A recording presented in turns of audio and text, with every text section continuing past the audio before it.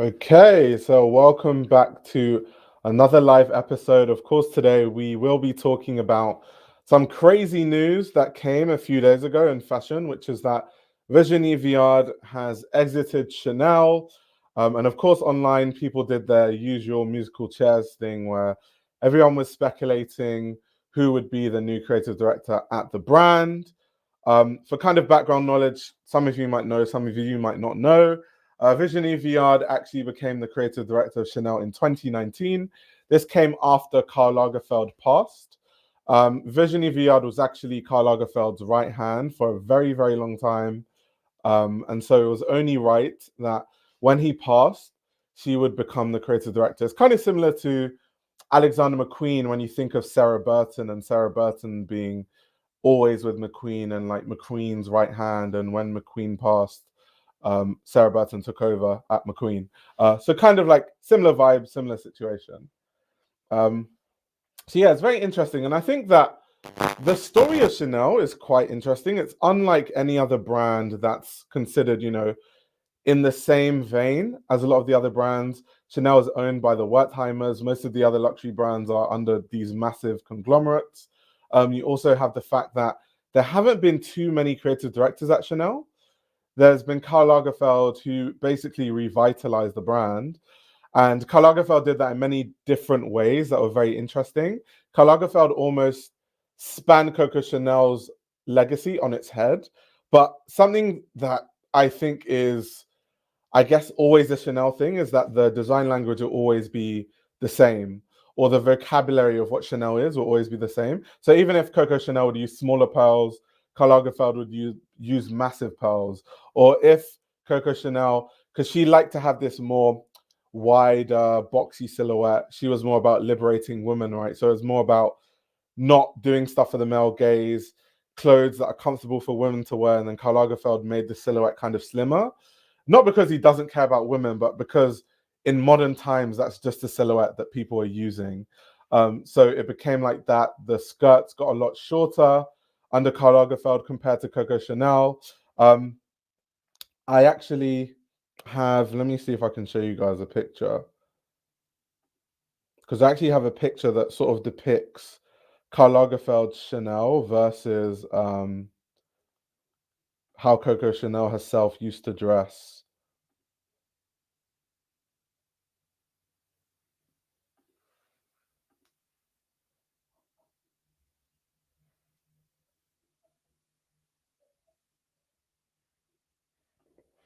Did someone say the stream is lagging? Let me know if the stream is fine now.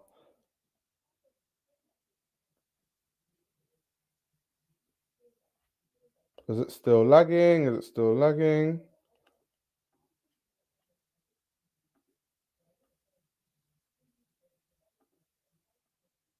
Okay, it's okay. Okay, cool. Is it okay for everyone else, or is it still lagging? He said cap. I need to know if it's still lagging so I know if I should continue or not.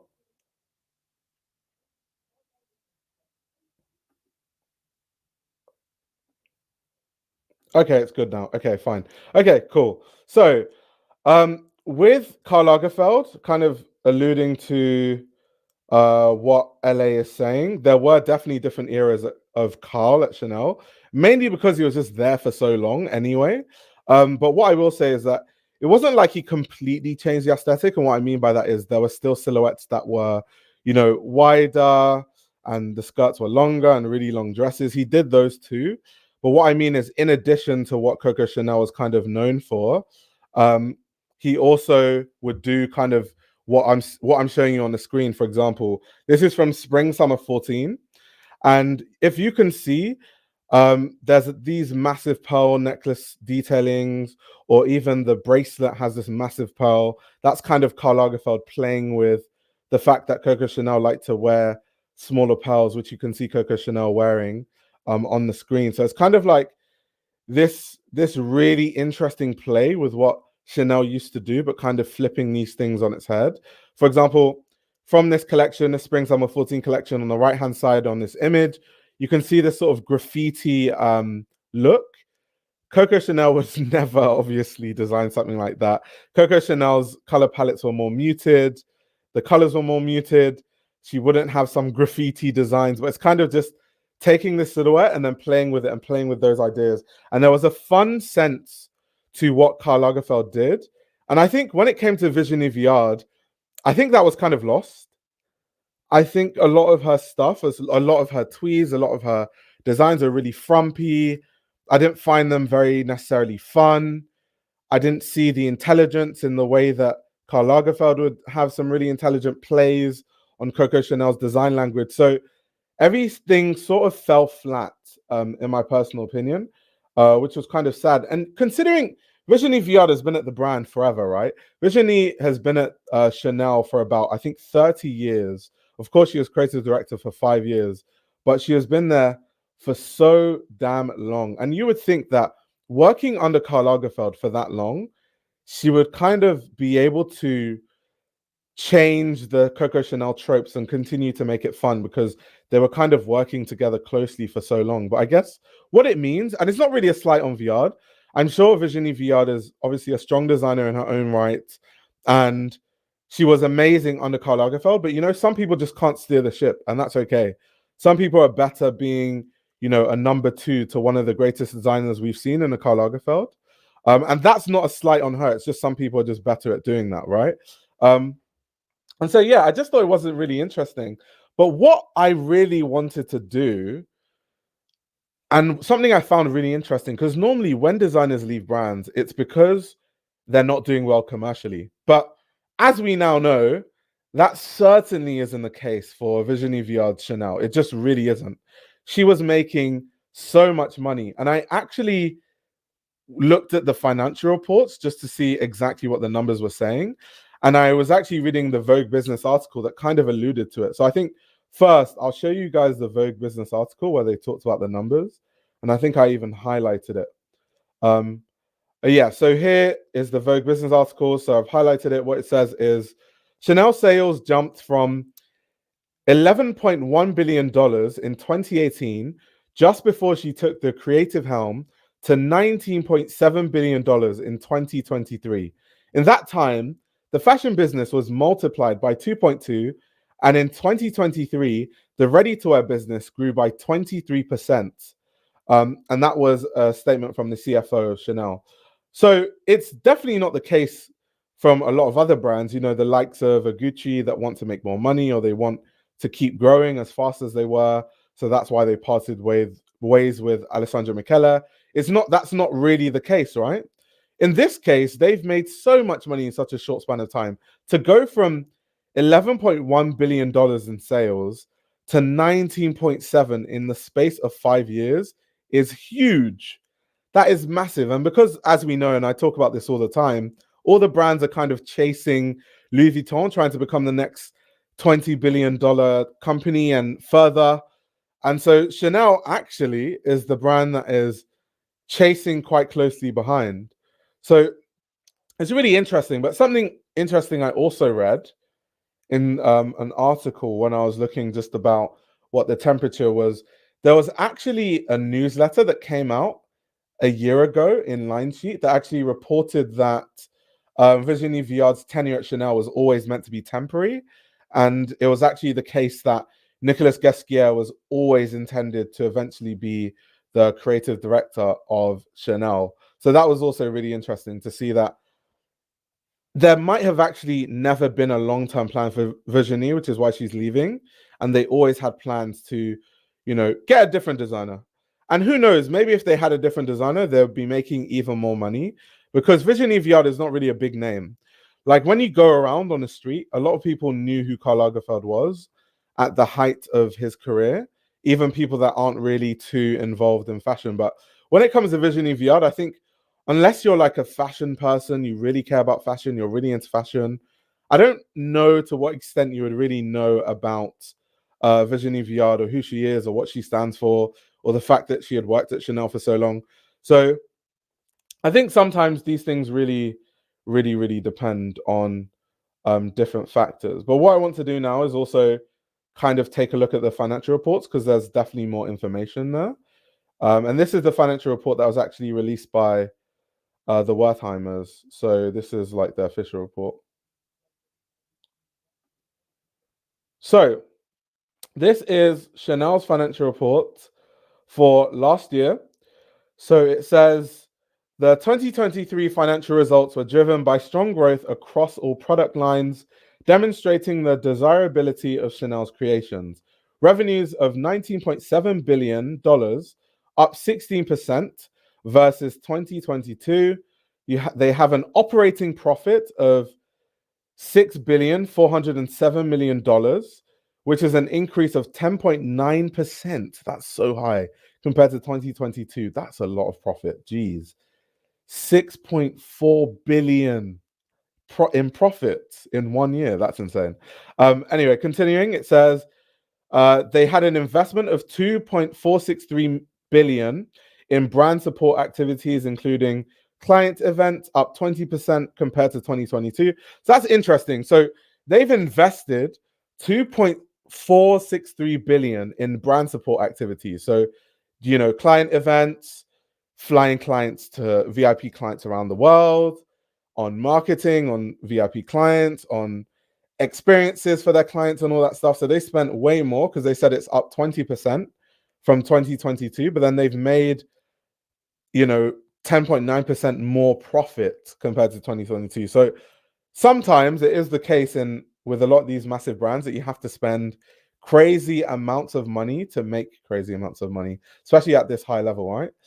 They have a free cash flow of $3.755 billion and a capital expenditure of $1.227 billion, representing 6.2% of sales.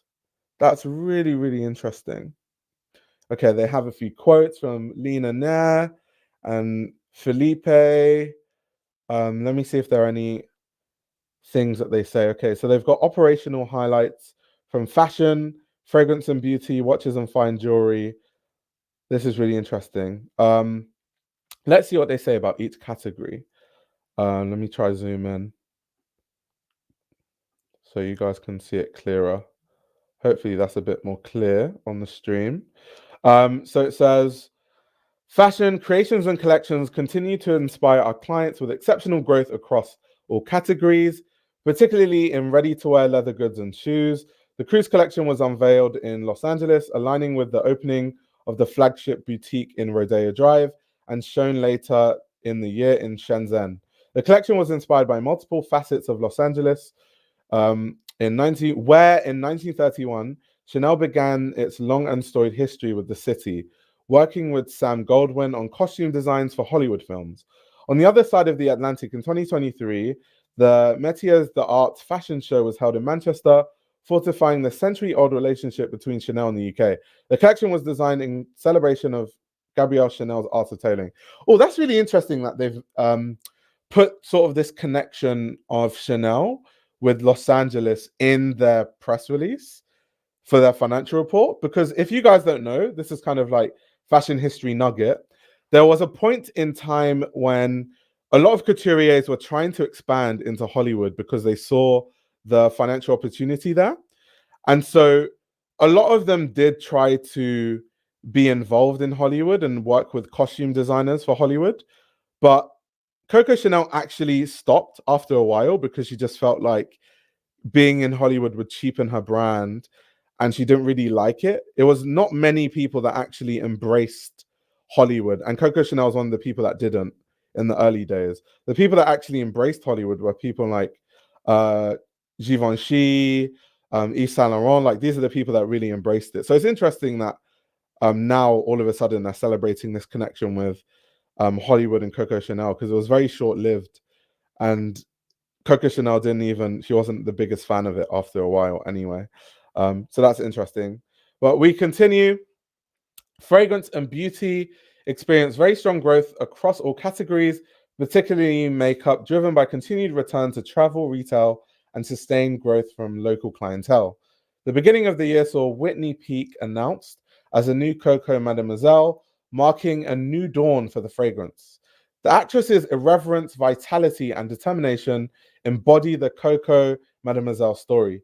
Timothy Chalamet was unveiled as the new face of Bleu de Chanel. As an undeniably modern vision of masculinity, the actor embodies the idea of becoming and celebrates a new chapter for the fragrance. What I will say about Chanel fragrances, if I think of, you know, the brands that have the best fragrance lines, Chanel is definitely up there in all regards. So in terms of, there's ultra commercial stuff. They have one of the best selling fragrances of all time in Chanel number 5. Of course, they have things like Bleu de Chanel, which is really big. One of the best selling fragrances right now, especially for men. But that's on the commercial side, right? Then they have the L'Exclusives line, which has amazing fragrances. And they also are able to differentiate their fragrances from a lot of the market because they have an in-house perfumer. I think the in-house perfumer right now is Olivier Pols, which I think his dad used to be, he was like one of the first in-house perfumers at Chanel, Jacques Polge. And then he took over from his father as like the in-house perfumer. And Hermes is kind of similar. They kind of have an in-house perfumer. They're really interesting. Then you have the likes of Celine. I really love their fragrances too. Celine don't have an in-house perfumer. They have different perfumers that work on different fragrances. But since Eddie Simon has been there, they've been really nice because I guess it's his, he's directing everything. So it's under his direction. So there's cohesion there.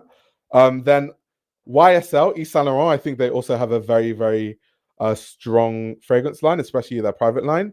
Dior also has a really strong private line. So it's really interesting how a lot of these brands are, doing things, especially with beauty and all that sort of stuff. So yeah, that's kind of like the financial landscape of what's going on at Chanel.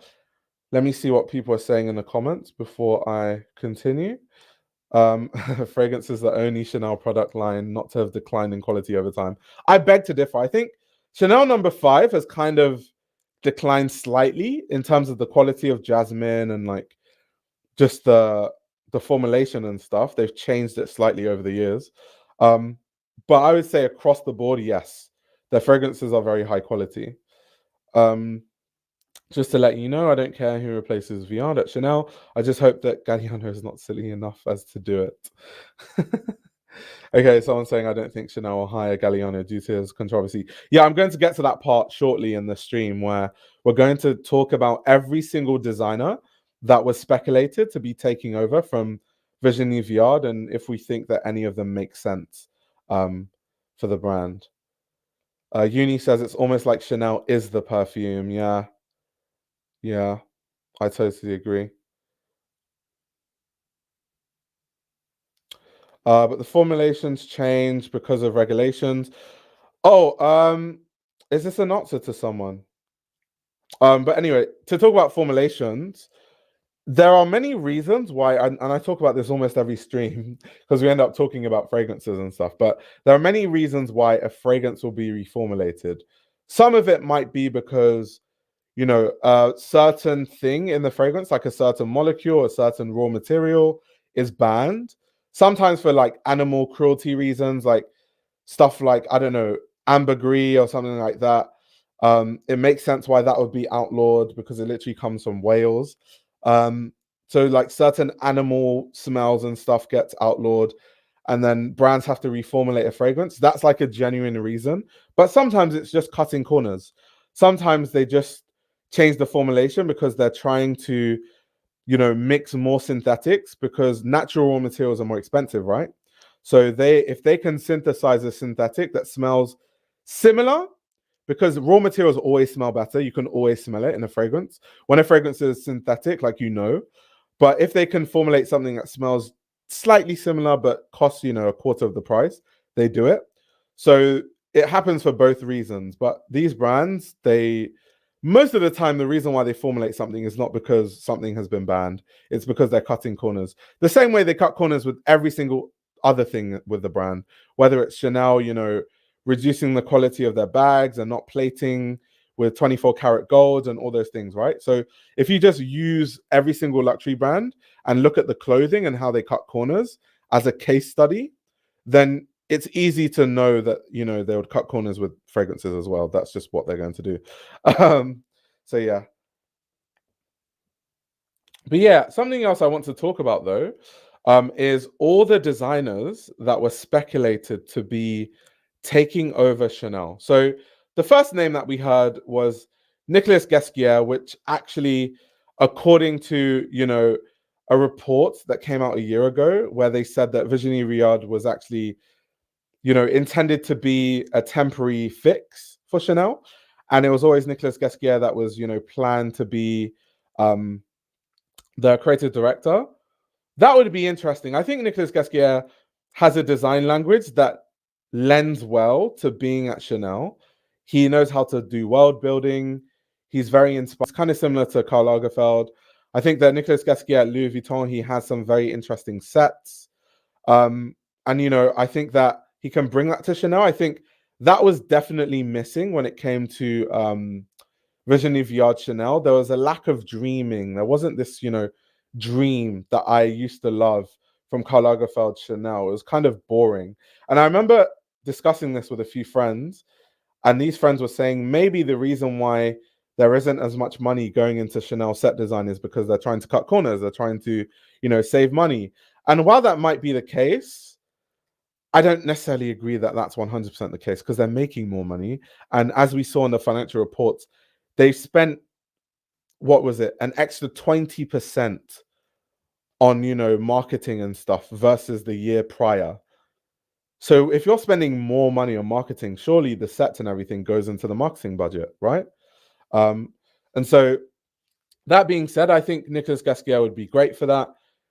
I think his aesthetic also lends well to Chanel, but we'll see. That's to be seen. The next name that I saw a lot was Eddie Slimane, which was actually really, really interesting. Eddie Slimane, I think, is someone that could bring menswear to Chanel. That's something that people have always talked about, right? One of the big things missing in Chanel, and I think it's quite amazing that, you know, Chanel makes as much money as they do with not really much of a focus on menswear, or on like men's products or anything outside of maybe fragrances. They always make these interesting one-off pieces for the red carpet for male, you know, celebrities, and it always looks good. But I think Eddie Slimane is someone that can really come and start like a really big menswear line for Chanel. That would be really interesting. I also think that Eddie Slimane, we know what he's going to do. It's going to work because it's Eddie Slimane. It's just going to be ultra skinny silhouettes for ultra skinny women, but with tweeds and, you know, with the typical like color patterns that we're used to seeing from Chanel, muted tones, navies, grays, all that sort of stuff. That's what Eddie Slimane is going to do. It's a bit predictable, but I could see why it would work, and I could see why people put his name forward. I think that that's interesting. I don't think it would be as interesting as a lot of other people that I'm going to talk about, but I do think that, especially with the menswear angle, that would kind of be interesting. That would be cool to see. The next name that I saw was Sarah Burton.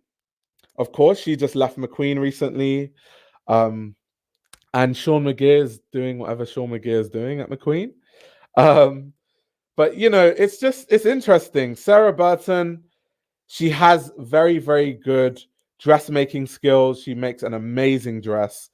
Her tailoring is sharp. Of course, she comes from the school of Lee McQueen himself. So, yeah, I think it could work. I think that Chanel isn't really much about tailoring. I mean, if we think of Coco Chanel herself, people don't really consider Coco Chanel the biggest, like, what's the word? The most technical designer. That's not what Chanel is famous for. Chanel was more like a stylist, right? People wanted to dress like Chanel. Chanel would put things together and people would copy it. People would copy whole looks from Chanel. People literally wanted to dress like Chanel. That was actually the appeal of wearing the brand. Even if you read about, you know, Diana Vreeland literally wanted to be Chanel and wanted to dress like her. So Chanel is more about styling than it is about, you know, expert tailoring that Sarah Burton would bring. And I don't think that the audience for Chanel would actually care about sharp tailoring. So I think that Sarah Burton, yes, she makes cool stuff and it'll be cool to see her do tweeds, but I think almost her tailoring is a bit too good for Chanel, and it would make the brand too, I don't know what the word is, kind of like someone saying Chanel is about fantasy and desirability, exactly. And I think Sarah Burton is a bit too intellectual for Chanel. I don't think it would work personally. Um, because I don't think Sarah Burton's strong suit and her selling point at McQueen is not desirability, really. It's more tailoring skill and an amazing dress that someone important would wear. You know what I mean? That's not really Sarah Burton's niche. So while I like Sarah Burton as a designer, I really respect her. Her as a fit for Chanel, I don't really know about all of that. I don't really think she'll be a good fit. So yeah, that's my thought on Sarah Burton at Chanel. I just don't really think it would work. The next name I heard was Paolo Piccioli. Of course, he just left Valentino. I can see the similarities there. I could see how it would work in a sense. I don't know, because Paolo, I think he could do it. He could definitely do it. There's a lot of parallels between some of the stuff that he designed at Valentino and stuff that we see at Chanel and we associate with Chanel. That being said, there's just some other options on this list that I wrote that are way, way more interesting. So I'll leave it at that. I can see the parallels, but there's just more interesting people that could do the Chanel better. The next name I heard was Phoebe Philo. Yeah, this is exactly what part of what I was thinking, right? Because he's more couture focused and his ready to wear is a bit meh. And Chanel is all about ready to wear, right? It's all about all the girlies. They want to just walk into the store, slap on a tweed jacket and leave the store, and they wear that day to day, right? Like a uniform. A lot of the Chanel women, they actually wear it as a uniform, like day to day.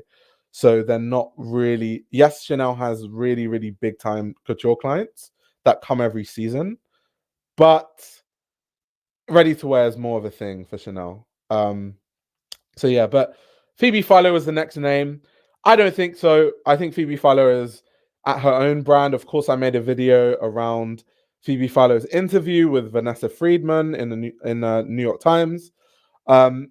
Yeah, I just don't think that would work. In the interview, she was literally talking about how she likes the fact that she has her own freedom now and everything is on her terms and she has a better work-life balance and all these things.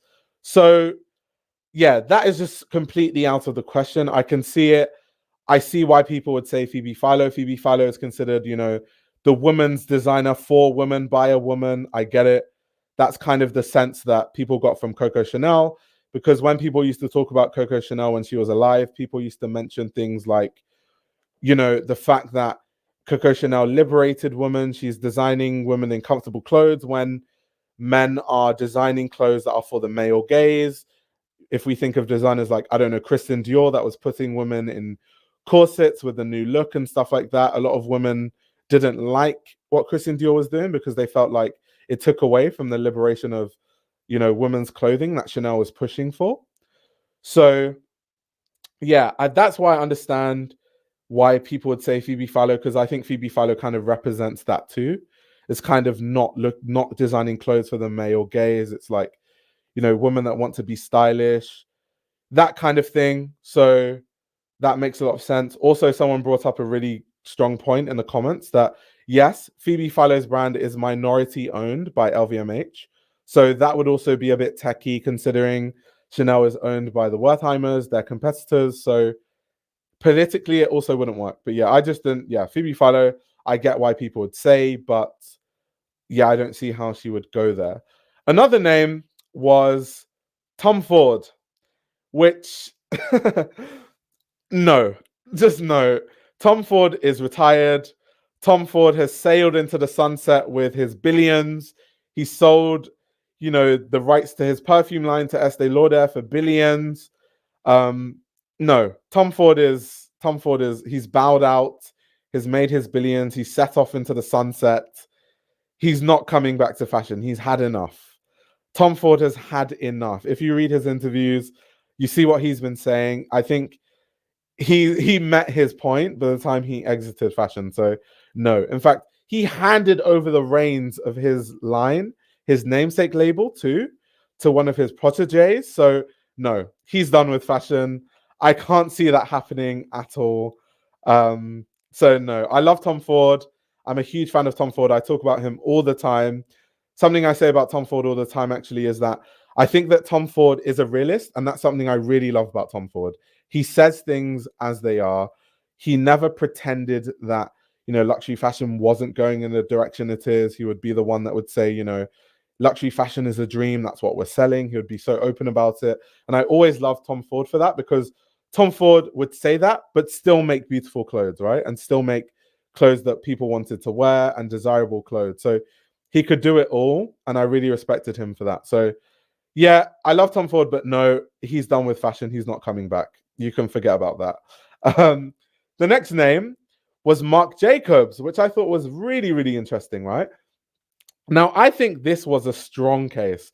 I think that Marc Jacobs has a really strong case to go to Chanel, because Marc Jacobs, of course, if we look back at his days at Louis Vuitton, um, he knows how to sell. He knows how to design a bag, which obviously at Chanel is what they need. That's where the money is. Um, Marc Jacobs, I think even till today, we still talk about that damn Steven Sprouse collab with Louis Vuitton. He had amazing collaborations. His themes are always interesting. The sets of Marc Jacobs were insane. And, when we talk about the sets, once again, drawing parallels with Karl Lagerfeld, um, that is something that we could really bring back. I mean, something we talk about all the time is something like the train sets, right? That Marc Jacobs did at Louis Vuitton, stuff like that. We need some of that dreaming and some of that fantasy back at Chanel. And I think Marc Jacobs, more than anyone else on this list, can definitely bring that back. Maybe beside John Galliano. John Galliano and Marc Jacobs, and I'm going to get to John later. I think John Galliano and Marc Jacobs are the only ones on this list that can really bring back that sort of fantasy that I think has been missing since Karl Lagerfeld left. So no, I think Marc Jacobs has a really strong case. I think he's actually one of the better choices on the list, more so than anyone else, from what I saw. So yeah, Marc Jacobs, I'm all for Marc Jacobs going to Chanel personally. I noticed I haven't been following the comments, so let me see what you guys are saying in the comments. Okay, Marc is a strong choice. He makes good products. He can create new it products. I totally agree. Trauma Queen says, I miss those shows. Yeah, Marc Jacobs was really cool. Pilar says, no, Jacobs, no. He ended being alcoholic because of big houses. He is rehabilitated. No, please, I love Marc. Yeah, I know that time was really sad. Of course, we talk about this all the time, the fact that working in luxury fashion and the pressure of it does break a lot of designers, right? Marc Jacobs had to go into rehab at one point because, it was just too much. The pressure of just performing season after season, having to make more money and all that sort of stuff. You had the likes of John Galliano self-destructing. You had Alexander McQueen, unfortunately, taking his own life. So these are the realities of fashion, right? And it has to be mentioned. That being said, I think that Marc Jacobs has now been working in the industry for long enough to where I don't think that would happen again. I think he's too experienced for that. I think he's been through it. He's come out the other side, and he's a stronger person for it. And at the time when he was at Louis Vuitton, he wasn't that experienced of a designer. He literally had just graduated, worked at a brand, had one collection, got fired, and then got hired at LV. Like that was literally all he had done on like the biggest scale of fashion, right? So you can't really compare that version of Marc Jacobs to this version of Marc Jacobs. So yeah, I love Marc Jacobs. I don't think that he would self-destruct in the way that he did before. So yeah, going back to the Marc Jacobs thing, I think that he has a strong case for the Chanel job. Next name I heard was Alessandro Michele, which, of course, before Alessandro Michele was announced as the creative director for Valentino, a lot of us were actually talking about Alessandro Michele for Chanel, but of course, all of that is now gone. He's gone to Valentino, so I don't really need to talk about if he's a viable choice, because to be very honest, he's at Valentino now. So that's just not going to happen, right? It's just not going to happen. So we can move past that one. The next name I heard was Simon Pod Jacquemus. So Jacquemus, I can see why it would work.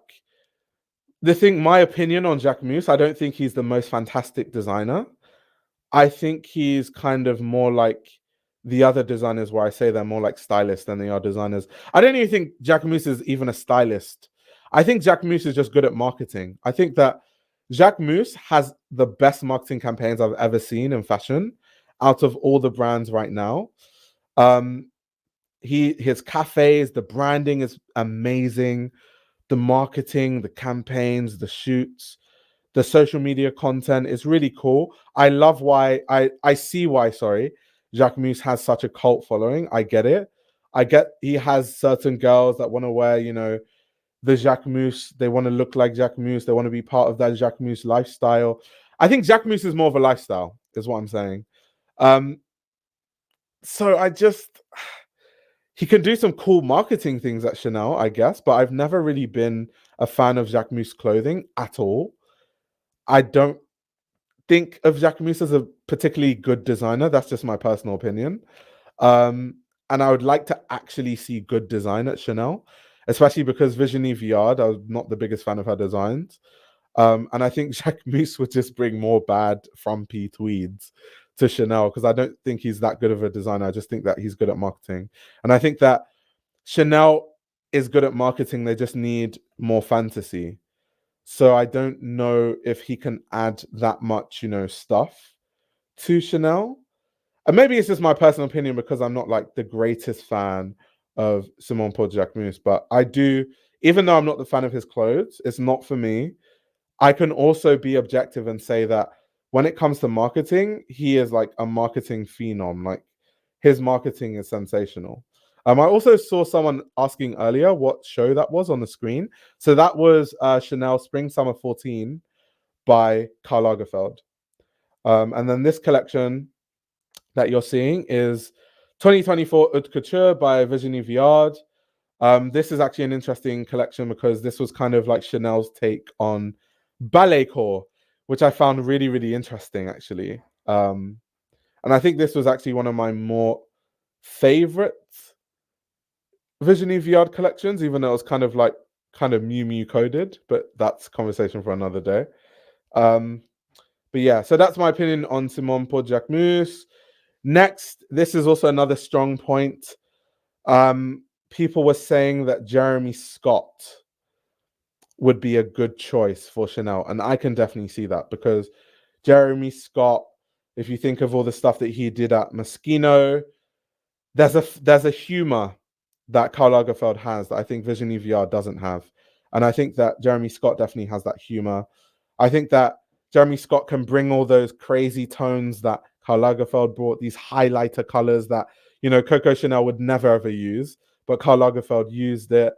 Jeremy Scott can definitely bring that energy to the brand. Jeremy Scott can bring the fun vibe to the brand. He can bring, like Holly Gray said, like charisma. I think that Jeremy Scott can definitely bring charisma to the brand. And just in general, I think Jeremy Scott can be too kitsch. Like I did like what Jeremy Scott did sometimes at Moschino, but I just think that sometimes Jeremy Scott would just go kitsch, kitsch, kitsch to the max, where it's just like I'm almost blinded by the kitschness. It's just too much. But yeah, I can see the fun parallels. I can see where he could bring some of the fantasy and the fun back into the brand. Where I think it's just a bit stale, right? With Virginie Viard there. So I think that would make it a bit more fun. Let me see what people are saying. Chanel is not a very feminine brand, so it needs a man. Is Chanel not a feminine brand? I think Chanel is a really feminine brand, actually, because when I think of Chanel, I think of the clients that buy it, which is normally like women in Japan and China who want to dress like that. They want to dress extremely girly, ultra colorful tweeds, Chanel pumps, colorful bags, jewelry on the earrings, on the rings, bracelets. I think it's really, really girly. I think of Chanel as actually really feminine. It's feminine in a different way though. It's not like male gazy feminine. It's more like fun, playful kind of feminine. It's kind of different. It's like girly is my best way to put it. Do people think Chanel's not girly? I think Chanel's girly. I think it depends on the era also, because there's a part of Chanel that's more like people refer to Chanel as like grandma chic, like kind of fit for grandmas, kind of what a grandma would wear. But I think that modern Chanel, let's say over the past like 10 years, I don't think that's the case. I think it's kind of split in the middle. I think that they have those sort of frumpy structured tweeds for older clients. And then there's a certain look that I feel like younger girls go for that love Chanel. So I think of it as kind of both, to be fair. Um, but yeah, let's see what people say in terms of that. Dior is very, very feminine in a very cliche way. Modern Chanel has become more androgynous. Interesting. Interesting. Let's see what else people are saying about okay, someone said Chanel is girly.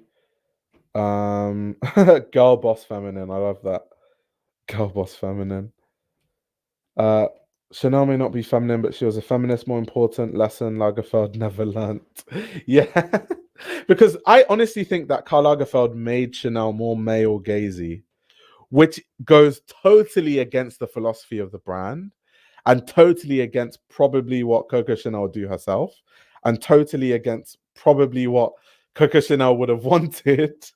To be fair, but you have to keep modernizing the brand, right? If he continued to design it the same way, who knows if the brand would have been as successful. So yeah, we don't really know. We don't really know.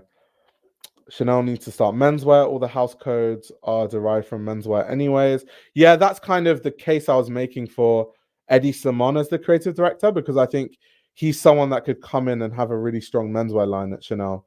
I think that could be really, really big. Um, so yeah. Cornbow says, I equate girly to playful, and they are not playful. It's still all too serious for that. Okay, I can see what you mean. I can definitely see what you mean by that.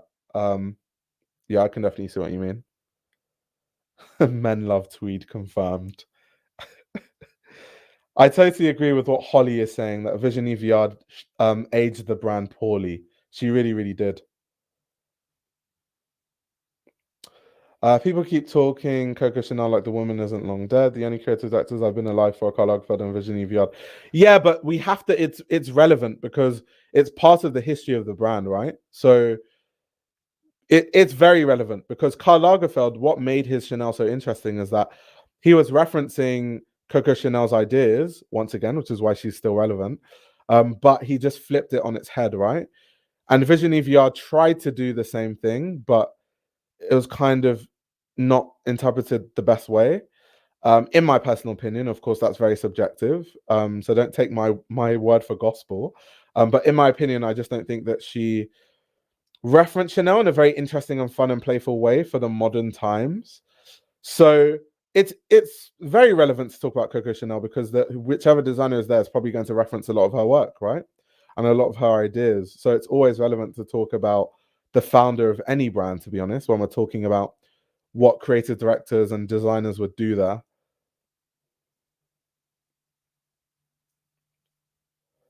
Oh, Simone Rocha is actually a really good choice, by the way. Um, she's not on my list because I didn't really see her name a lot in the speculation, but she does kind of similar things already, like the tall dresses, the sheer fabrics. She's very, very feminine. Her clothes are very feminine and girly. I can see it. I can see it. I can see it. But Simone Rocha is not a big, big name in fashion yet, I don't think. But 100%, I definitely can see how it could work. I could see that. Um, the next name after Jeremy Scott that I saw was Stefano Pilati, which is actually a designer that I really love. For people that don't know, Stefano Pilati is someone that worked at Yves Saint Laurent, creative director at Yves Saint Laurent. He worked at Zegna, Amena Gildo Zegna. He also now he founded a brand called Random Identities, which I'm a big fan of. I actually own a few pieces from Random Identities, including a really, really nice Random Identity suit that I like to wear sometimes. And yeah, once again, I think he would have a very strong case, especially in terms of people that would come and bring a really strong menswear line to Chanel. I can definitely see that. I can 100% see that. And he can also design a nice dress, and he can do all those things. I also like him as a designer. I think in terms of like design skill, he actually is a lot of a better choice than a lot of these designers that might be a better fit. But I can't see, I think Stefano, once again, is kind of like the Sarah Burton thing, right? I think he's a bit too sharp for Chanel. I'm not sure if they would take to him at Chanel. I don't really know they would. Yeah, exactly what LALC is saying. Like, Stefano is too serious for Chanel. He should go to Armani. Exactly what I mean is kind of like similar to the Sarah Burton point I was making earlier. It's kind of like, I don't know if that's the audience for him. So yeah, that's kind of what I think about it. So the next one, of course, that everyone has kind of been mentioning already, that I saw, was John Galliano, right? So everyone has been talking about John Galliano going there, of course, because any vacancy, people just throw John Galliano's name in there. Even at Givenchy, there's like a vacancy right now, and everyone keeps throwing John Galliano's name into the mix. I get why they do it. John Galliano is one of the best designers of our time. I get it. And he's not at one of the top houses. And people just want to see him at one of the big houses again. I get why people say it. I don't know if it's a big fit. I don't know if John Galliano can work at a major label in this kind of luxury fashion climate that we have. John Galliano is someone that, John Galliano used to create worlds, and his work is really intelligent and it's really deep. However, it's not commercial enough for Chanel, in my personal opinion. It's not commercial enough. It just isn't. Also, there's all the controversy, of course, with what he said when he was at Dior. Yeah, so, and especially considering now, especially now with what's happening, and I always have to mention that, with what's going on now, I just cannot see John Galliano. Too controversial, especially for the climate now. I can't see John Galliano going there at all. And then also this, that the Wertheimers are Jews. So yeah, just automatically that John Galliano is not going to Chanel. It's just not going to happen. Yeah, it's not going to happen. But I see why people mention him. And John Galliano, I'll show you guys actually, because this is part of the speculation, right? John Galliano, all of a sudden, just like emptied his Instagram page. So this started to become like more of the speculations. Like, why did John Galliano clear his Instagram page? Why is it that there are no posts anymore? Why did he take all the posts down? Is he preparing for a new role? Is he trying to get the Chanel role? And this was also the case for Kim Jones, right? Kim Jones was another name that was put forward because Kim Jones also cleared his Instagram page. I'll show you guys now. So that was also part of the speculation, where it's like, why did Kim Jones, why did Kim Jones do this and all that sort of stuff? So that was stuff I saw online. Okay, Luke is saying it was wiped ages ago. Is that true? If that was the case, then I guess that's a speculation then. But the Kim Jones one, I do believe that he wiped his Instagram recently. So I guess it looks like a trend where a lot of designers are kind of like doing that. So it's kind of strange. I wonder why all of them are doing that. Strange. Yeah, I would take Luke's word for it because I know you and John Galliano. I'll take your word for it.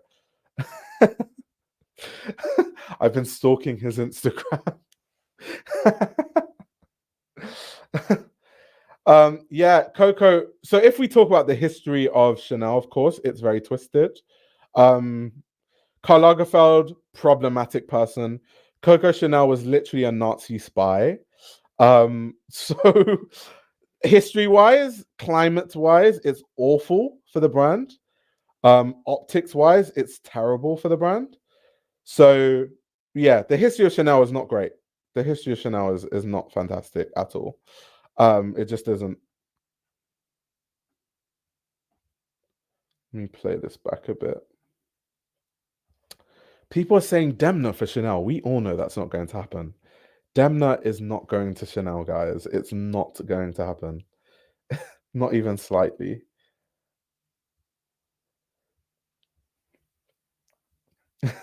Henry said, what a history. I know, right? What a history. I mean, to be fair, most people in fashion are problematic. It's quite sad. It upsets me. So many people are problematic in fashion. I don't know why people in fashion can't just be normal human beings. So yeah. It's time for a designer of color. That would be interesting, but who though? Who?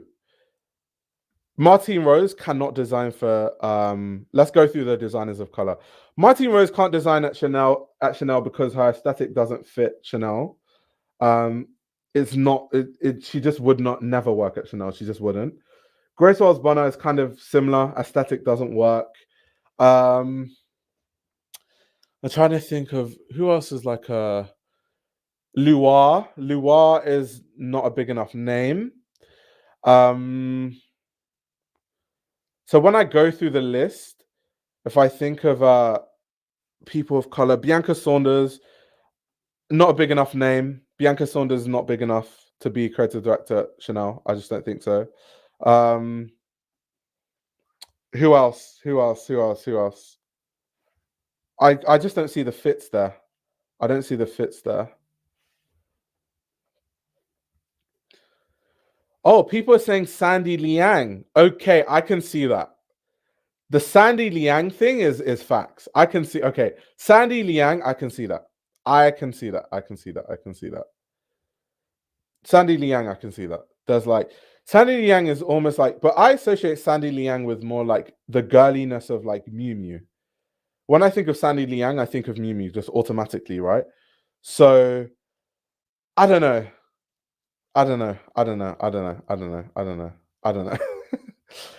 Someone said Chitose Abe.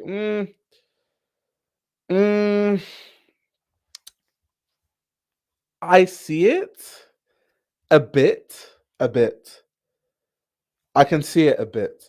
I think Sandy Liang is actually more suited to Chanel than because Chitose Abe's work is a bit like she is very military influenced. She likes to use colors like khaki and like she likes to redesign things like MA1 bombers and stuff like that's not a very Chanel aesthetic, right? There's a girliness to some of what Chitose Abe does with Sakai, but Sandy Liang is still like a better fit. I think Sandy Liang is probably the best recommendation as far as like non-white. Wait, someone said they'll hire Rihanna.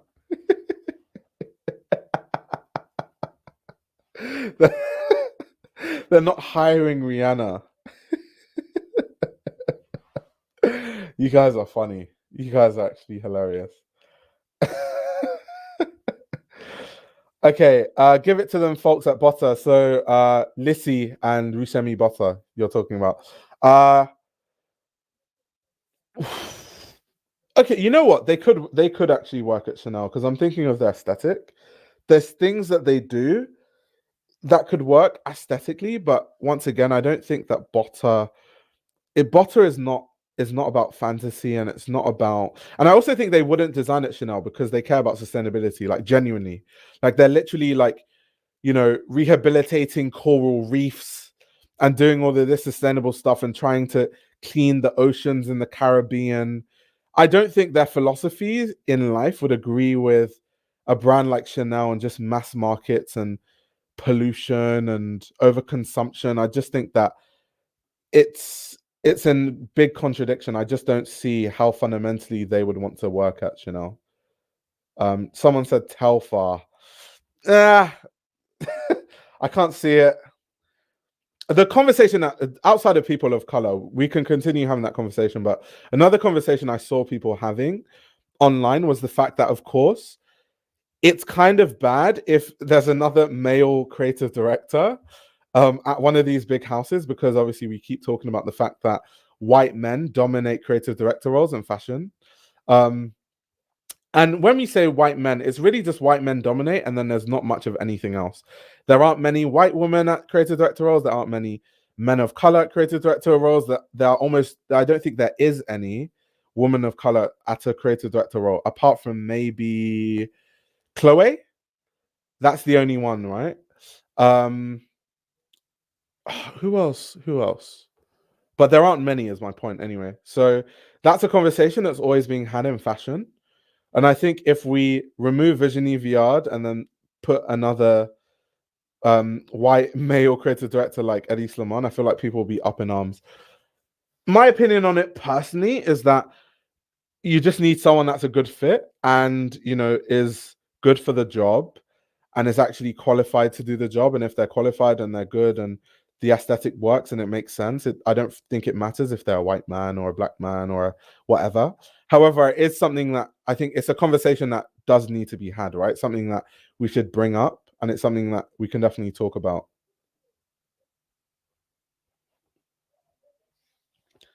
Emily Oberg. No. No, no, no, no. Emily Oberg is going to change it into some sporting and rich, like girls playing tennis and drinking smoothies at the tennis court wearing Chanel type of brand. Please, no. Please, no. Claire White Keller, I think, is too serious and too intellectual for Chanel. I personally think so. I think she's an amazing designer, by the way, but I just think that she's too intelligent and she's too, yeah, she's too intellectual. She's too intellectual for Chanel. I don't think it would work. Um, okay, yeah, observing nobody mentioned Olivier Rousteing. Olivier, I think the reason why people don't mention Olivier, I think, is because Olivier has been at Balmain for so long. And I think that at this point, he's just going to be there forever on some like Karl Lagerfeld at Chanel type of thing, right?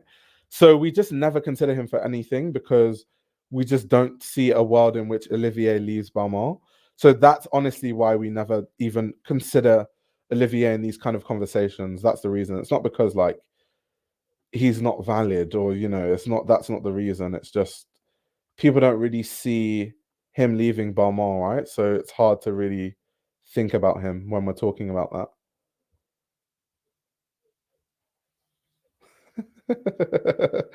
Luke said, "Guys, please take this seriously," because someone said Emily Oberg,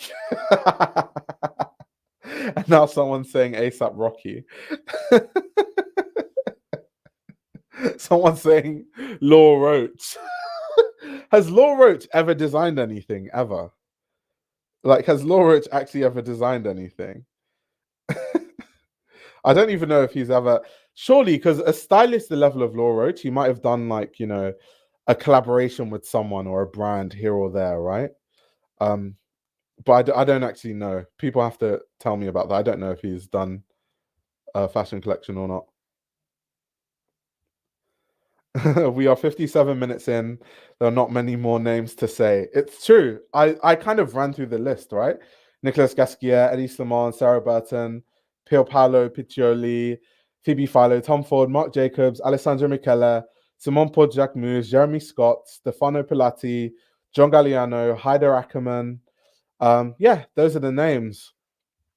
Those are the names. Those are the names. It's interesting though that people were putting Heider Ackerman's name forward for it. It's like that man wants to design puffer jackets at Canada Goose. That man does not want to be at Chanel right now. He just wants to not think too much, not be under too much pressure, and just make a good living just designing puffer jackets. It's going to be Eddie, and I will cheer for him. To be honest, what I will say about Chanel is I've seen a lot of male celebrities wear Chanel, like these one-off pieces that have been made for men. Like Giveon wore this really nice Chanel tweed suit, I think a few Met Galas ago, that I thought was nice. I would wear that. if it was in like all black, I would wear that definitely. Um, and Eddie Simon, I just think it would make menswear really, really interesting at Chanel. Um, so yeah, that would be cool.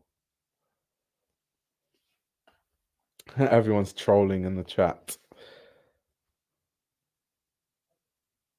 Okay, someone said Law Roach had a failed line with Zendaya at Tommy Hilfiger. Okay, that's interesting. I'm really out of touch with like, and I've mentioned this in live streams before.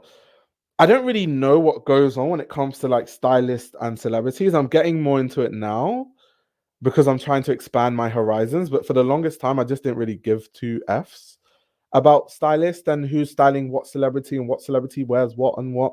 All I cared about was reading about fashion history and seeing what goes on the runway and analyzing the clothes. But obviously, being a fashion journalist that I am, broadening my horizons, I'm now looking at kind of like what each stylist is doing now and what celebrities are doing, because obviously that's really important in fashion, right? Um, but that's why I don't know. So yeah, like that line that you said with Law Roach and Zendaya with Tommy Hilfiger, no clue.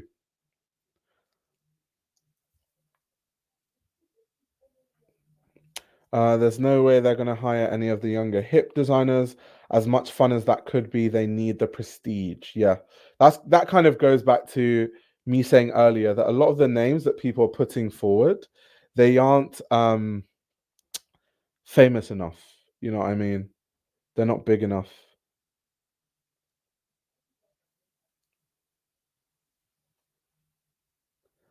Okay, Billy says Tom Brown would be interesting. Doesn't Tom Brown kind of already kind of make Chanel clothes already? It will be interesting because Tom Brown damn near makes Chanel tweeds, even with similar colors too. So yeah, Tom Brown basically is Chanel, just in a slightly different way. Um, so it would work. It would definitely work. There's definitely parallels, but I don't think.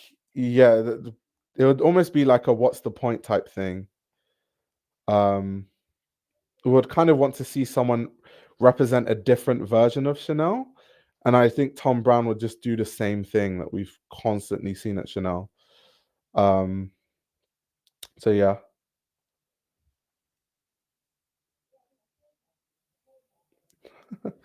um, what is it? Some of these comments are hilarious. Jennifer says the celebrity stylist industrial complex is weird. I know, right? I'm exploring the whole world. It's really crazy. Celebrity stylist industrial complex. I really love that.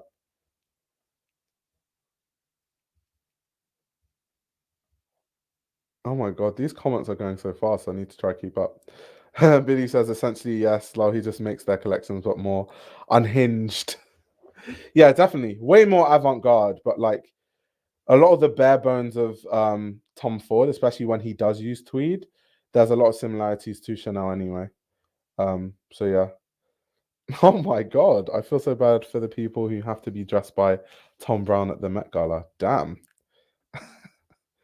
Damn. I thought people loved Tom Brown. Being serious for a second, why the rush to find a new director? Maybe Chanel would be better off taking a break for a season or two, take the time to find the right fit and relaunch.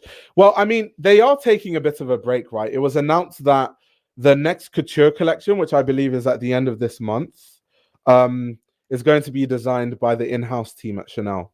So for starters, that's already kind of part of the break and stuff. But it's just fun in fashion. It's just a fun thing to do, um, where we kind of speculate who the next creative director will be. It's not necessarily saying that it will happen immediately. I mean, look at Givenchy, right? They haven't had a creative director for a while now. And even their last collection was designed by the in-house team. And I really liked that collection. It was really classic. So yeah, definitely a valid point. But I think what we're doing is we're just having a lot of fun with it, more so than anything else.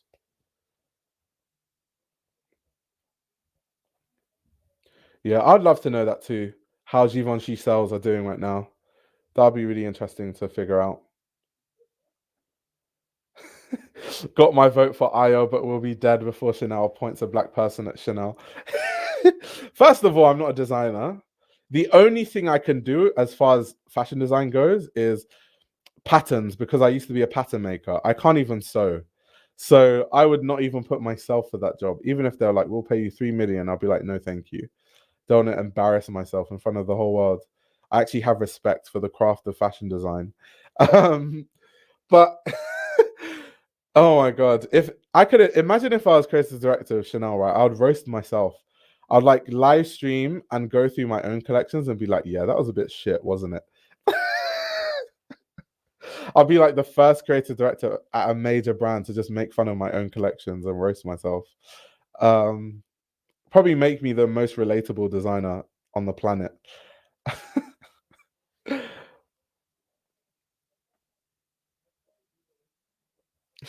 I'm watching this show, waiting for where Gigi pushed that girl off the stage. I know, right? I know, right?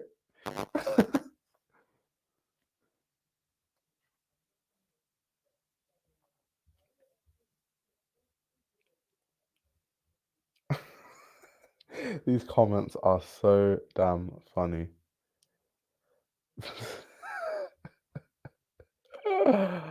Oh my god. For 3 million, you could learn to sew in months. That's a good point. For 3 million, I could definitely take a few sewing lessons. People are saying Kiko Kostadanov. I'm a big fan of Kiko Kostadanov, by the way. I wish I could fit into his clothes. I'm not skinny enough for that, and life is life, and I'm also too tall for it for his clothes. However, I'm a big fan. However, his aesthetic is so far away from Chanel. There are no similarities. Like Kiko Kosadnov is inspired by workwear and uniforms, and how uniforms, reflect in different cultures and different time periods, and analyzing that in a modern context. That is Kiko's work. That is not Chanel. Like, that is not Chanel at all. At all. And Kiko also doesn't design women's wear, which is the main thing at Chanel, right? There are literally different designers that the twins design at, are they twins or are they just sisters? But anyway, they design at Kiko, not him. The Fannings. So yeah, no, no Kiko. I'm a fan, but not at Chanel. It wouldn't work.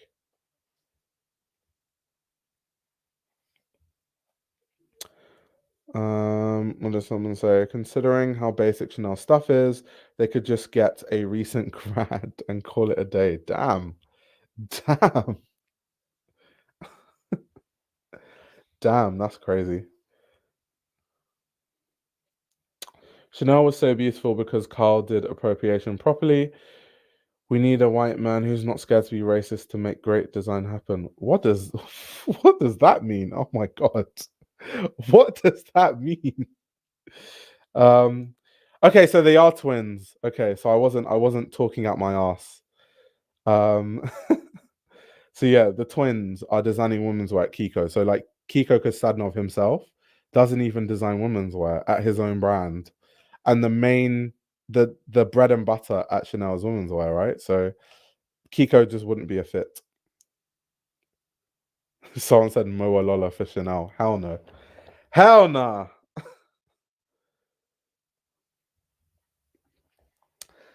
Okay, Micah's coming through with the answers. It's Sandy Liang ex Simone Rocha ex Mucha Prada for Chanel. Can you imagine Mucha Prada designing at Chanel? Jeez. We all know that would never happen.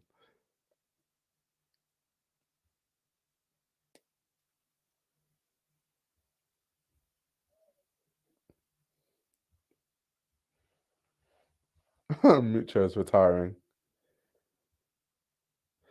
How you don't know how to sew but make patterns. Pattern making is more difficult, because one of my first jobs in fashion was pattern making.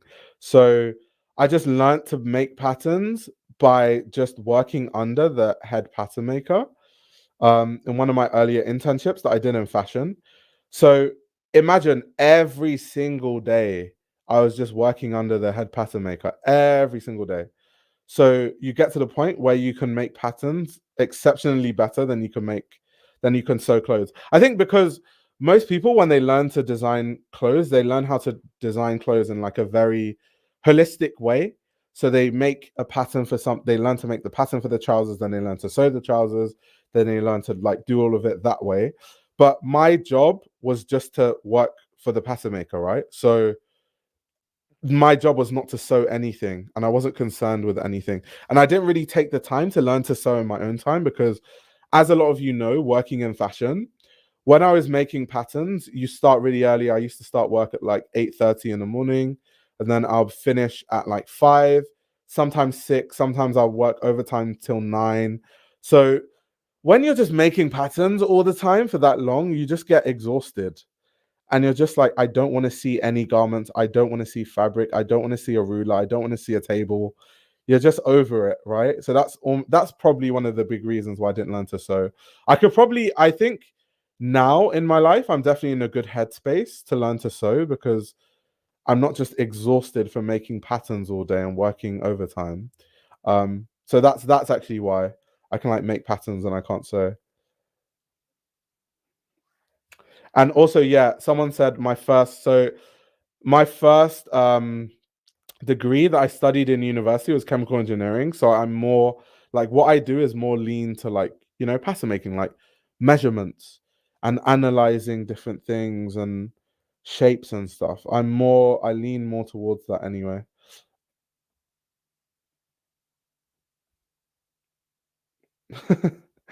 Man said he doesn't even want to see a table.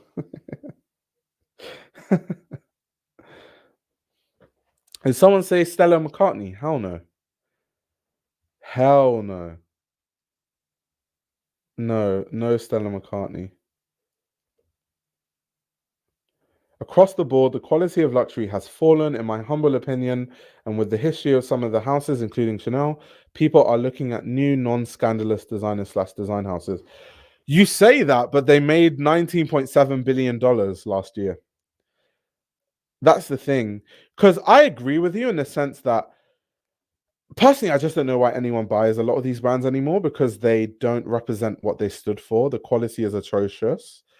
They cut corners. I think I have a stat. Let me see if I can find it.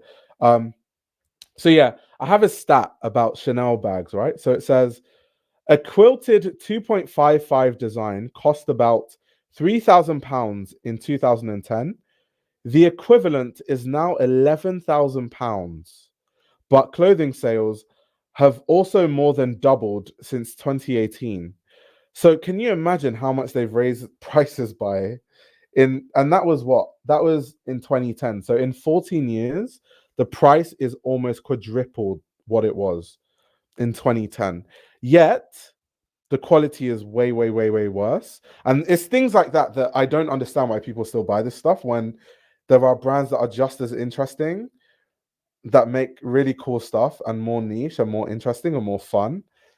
But it's because Chanel is a name and people want to signify wealth and they want to be part of, the Chanel, I don't know, aura and group.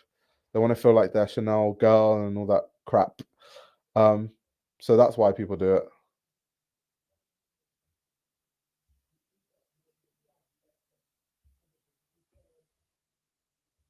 it.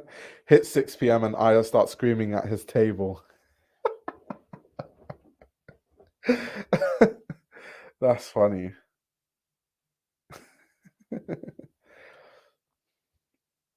They buy it for brand value. Okay, something I will say about Chanel is that Chanel bags are a really good investment because of how much they raise the prices. So I can imagine that if you buy a Chanel bag today, don't even use it, just hold on to it and wait like 6 years, and it might be double the price, and then you could sell it for under retail and make a profit. So in terms of an investment, it makes sense to buy a Chanel bag, but other than that, because it's not just like the bags that people are buying, right? They said a lot of the ready to wear, a lot of the footwear, all of that stuff saw a big rise last year, right? In revenue. So it's not just the bags.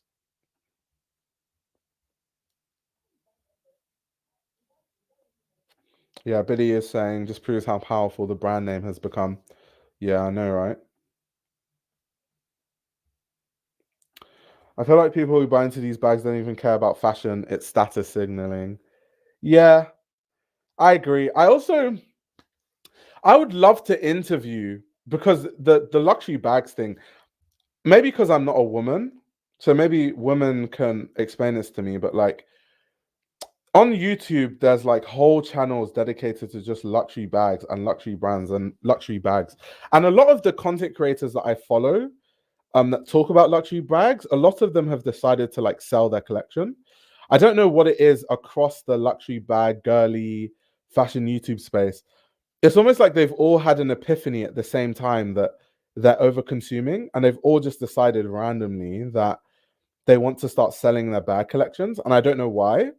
Um, but I don't understand the appeal of buying the same bag loads and loads of times. I find that really weird. So maybe the women in the chat can explain that to me. Because like when it comes to clothes, every time I buy clothes, I have to buy clothes that are really, really different. Otherwise, why do I have two of like the same jacket or like similar jackets? That's kind of like a waste of money to me. But maybe I'm saying that because I'm not rich. Maybe if I was rich, I'd have a walk-in closet and I would have the same Ardula Mista coat in 10 colors. But it's hard for me to understand sometimes. It's really hard for me to understand. I love fashion, but I would never carry a luxury bag to show the world the logo. Interesting. Profit margins are often, shall we say, beautified. Again, just my humble opinion. But fewer people will invest in a 10K bag if it's going to fall apart in 2 years. I agree with you, but once again, the sales for these brands go up, even though the quality of the bags are so bad now, which is also part of the reason why I don't understand why people love to buy these bags so much. Like, if the customers were like, we're not buying these bags anymore because the quality is so terrible and we are protesting, the brands would be forced into having to increase the quality. So you know, I don't really understand.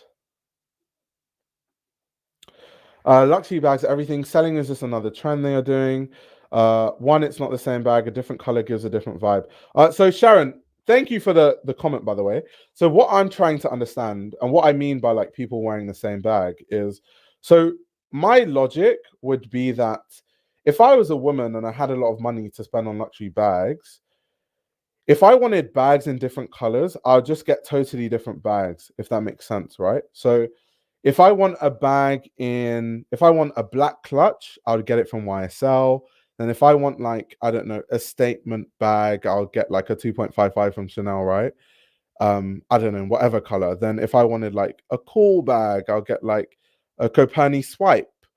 Or, I'd get like a Balenciaga motorcycle. I'd switch it up. Not most of these, like, what I mean is like, when I watch a lot of these bag YouTubers, they have the same bag just in so many different colorways.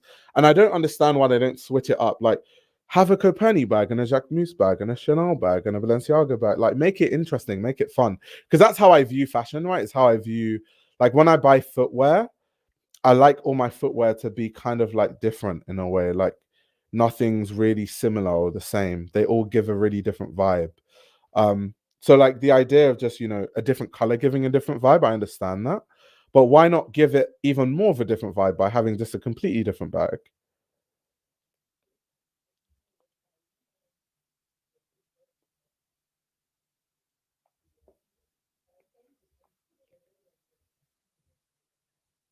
Let's see. There's no accounting for taste, and I honestly think folks that focus on bags don't have fashion or creative slash art taste, in my opinion. Damn. Plenty of folks says the Copani bag is tacky, but I get it. I love that you know all these handbag. Oh, Jennifer, come on, cut. I don't wear bags, but come on, we know these bags. We know a Balenciaga motorcycle. We know a baguette. We know these bags. These bags are iconic. Even the straight men know the bags. Even the straight men know about these bags. um, let's see what people are saying about the bags. Some people treat bags like basics. Oh my god, you must be rich to treat luxury bags like basics. Not you in particular, like the people you're referring to.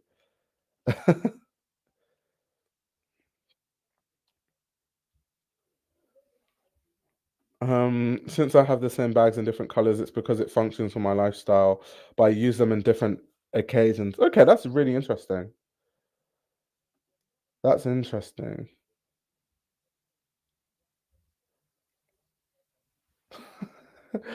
A baguette, croissant, where's the bloody donut bag? I don't know if it says I don't even know some of those names. Um yeah, I guess it's also I guess I do watch like bag YouTubers too. So they talk about that's why I even know like all the new bags that the Row has, right? It's because I watch like bag YouTubers, but not because I'm planning on buying any luxury bags or anything. It's just to like know, just for my own like personal knowledge. Because if that information is not fed to me by some like luxury bag YouTuber, I'll probably never seek it on my own because I guess I'm not that interested in like luxury bags. So yeah, that's kind of how I know. It's like you have the luxury girlies to thank for that. The straight men know about their price. That's hilarious. That's so funny. Because it's normally the straight men buying the That's funny. That's actually funny.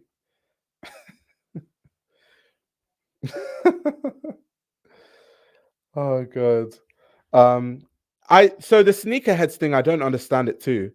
So that's what I'm saying. Maybe I just don't get it as a whole because with sneakerheads, like for example, I used to consider myself a sneakerhead, right? And when I was quote unquote a sneakerhead, I didn't like the same shoe. Like, you know how some sneakerheads have like the Jordan 1 Chicago's and the Jordan 1 Royal Blues and the Jordan 1 Shattered Backboards and the Jordan 1 Shadows. I'm like, that is so boring. I'm gonna have the Chicago Jordan 1s, and then I'm gonna have the Archive Saucony's, and then I'm gonna have the Kiko Kostanov Asics. Then I'm gonna have, switch it up. Like, I don't know. My personal thing is that I just like variety. So maybe it's just a me thing. But that's why even the sneakerheads, I couldn't really understand the same silhouette in like 50 different colorways. Like, I didn't get it. Like, you'll see collectors, they have like 50 different Jordan 1s. Um, yeah, I like to switch it up.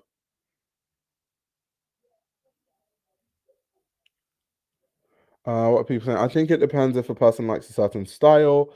They will buy the same. Brand loyalty is another thing, but I get you. I like diverse collections too. More fun to play with. Bags make the outfit.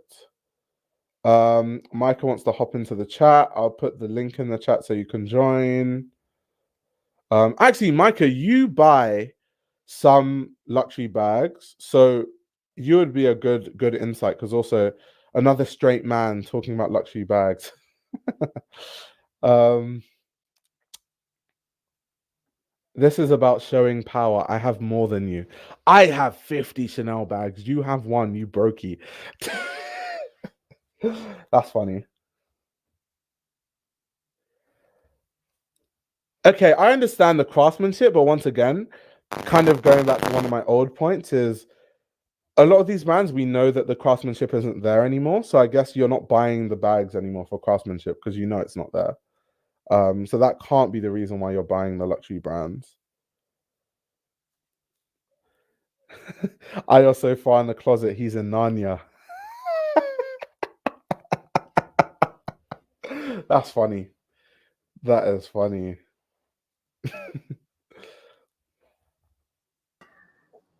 Hello, Hello, hello. everybody. Oh, my mic is sounding crispy.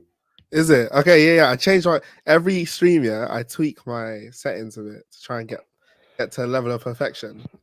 How am I coming today? Am I coming correct?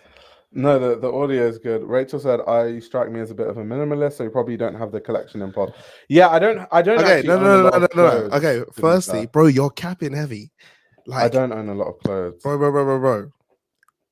If you had unlimited money, I know there are some vehicles. I know for a fact you'd have them in just two different colorways. That's not true. Cars, that's crazy. If you had That's unlimited money, why are insane. you lying? I know damn well you'd have like 4 911s in a bunch of No. different colors. Guys, you know what it is, yeah. I'm obsessed with Porsche 911s. Obviously, I can't afford it.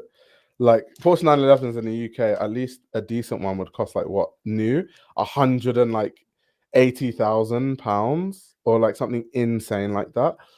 But if you have one 911, why do you need other ones in a different color? You could just Okay, wrap it a fine, fine, different fine, fine, colorway. fine.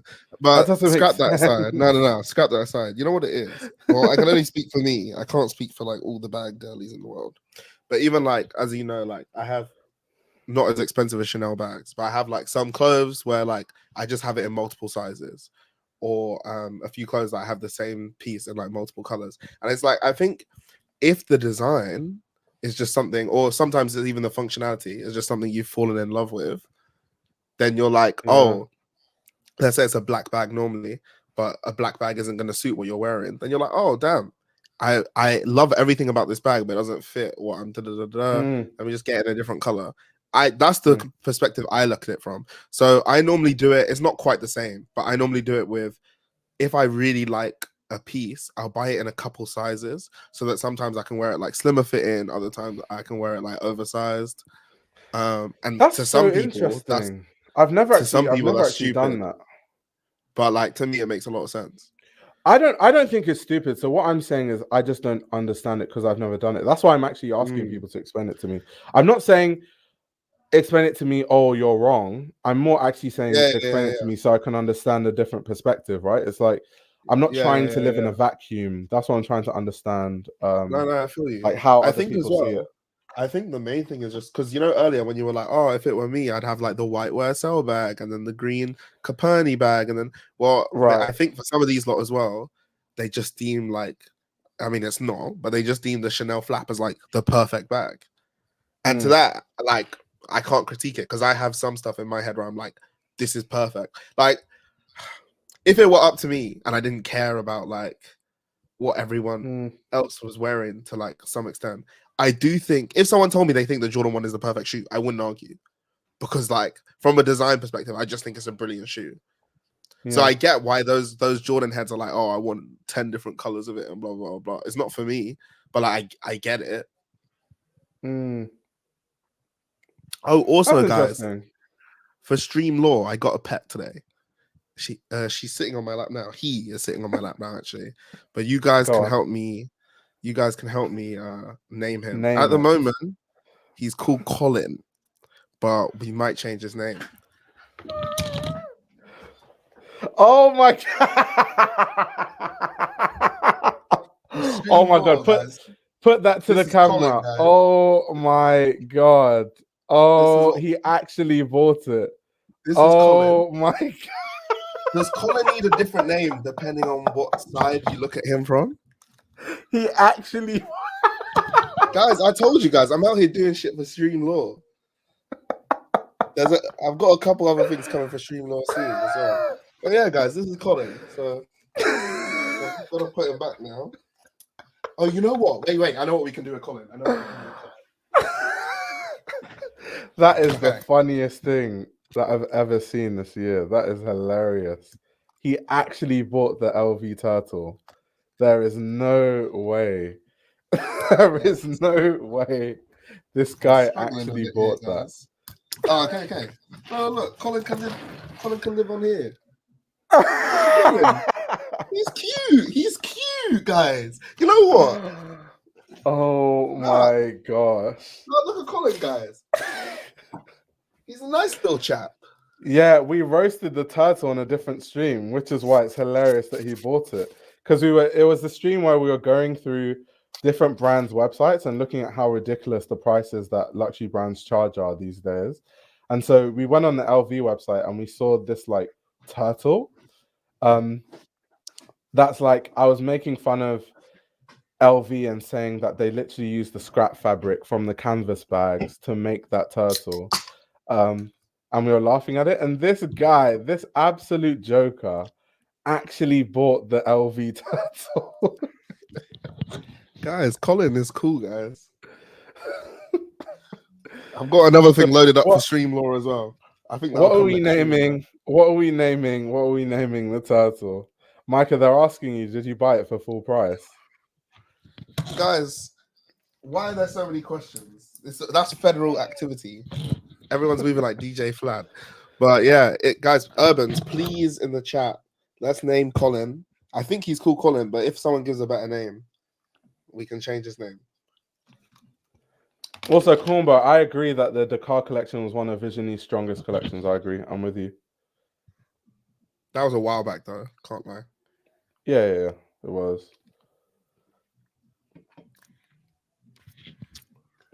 Wait, sadly, some designers / houses are trading on historical goodwill. Yes, if you wear Chanel, for instance, you'd be associated with high quality old money etc. But that can only last for so long. Do you reckon that and this is a question for everyone in the chat, right? Do you reckon that the everyday consumer actually knows that they're paying more for quality dwindling? Do you reckon like the average? I don't think they do. I don't think they do. Yeah, because that's what matters, right? Yeah, I don't think they do. If they don't know, then they don't know, right? And so they'll just continue buying. And I think as well, it's that thing of like a lot of these designers and indie labels that are doing better quality stuff. These consumers just don't know they exist. Not only do they not know they exist, they don't know that those people are making better quality stuff. Yeah. Oh, the Urban Turtle. That was a good name. Not gonna lie. Yeah, see, culture likes L too. Yeah, that was a good name. I feel like people who are really old money peep their contemporaries in any certain aspects of the hood. So it's funny you mention this, Cornbow, because I have some friends who are, I've made, so my proximity to like really, really rich people is like friends that I've made through fashion, right? And that's my in to know like how all these like ultra rich people think. And I have a friend who's from like one of those like old money families.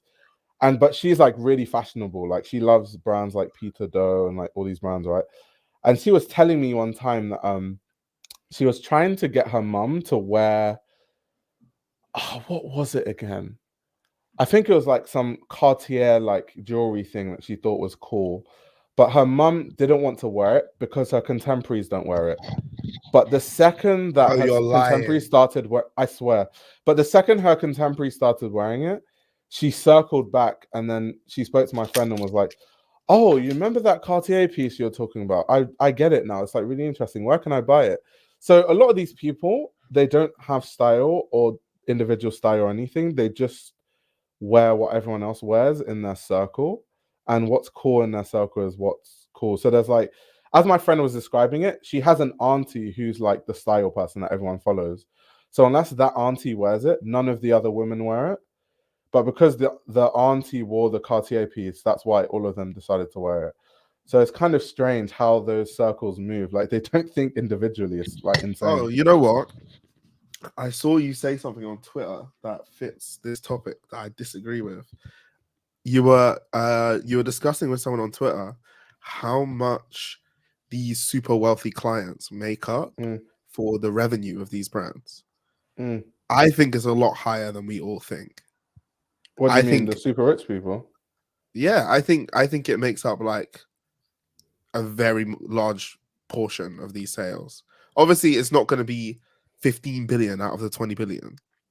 But I think it's like a very sizable amount because a lot of these brands are planning to only try and focus on marketing to that consumer because those are the ones keeping them afloat more than the rest of us. I agree, but the point I was making is that people make it seem like high net worth individuals are the reason why a brand will jump from 11.1 billion to 19.9 billion. I don't know. Billion. Let's put it like that. I don't know at this point, especially when you use Chanel in particular, where I feel like a lot of their revenue increase is just purely from price hiking. I really wouldn't be surprised. Hopefully, we get to find out one day. Think about it this way, because one thing I will say about Chanel is one of those brands that has one of the highest brand loyalties I've ever seen.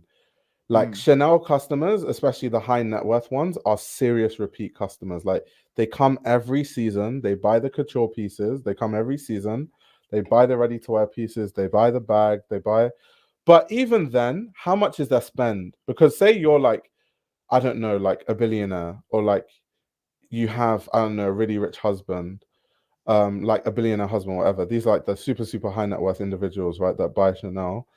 If you were to spend $1 million at Chanel, do you know how far that money would go? Unless you'd have to buy the super fine jewelry, or like you have to find something super expensive, because the couture, even if it's 50K each, if you buy 5 of those, now we're at 250K.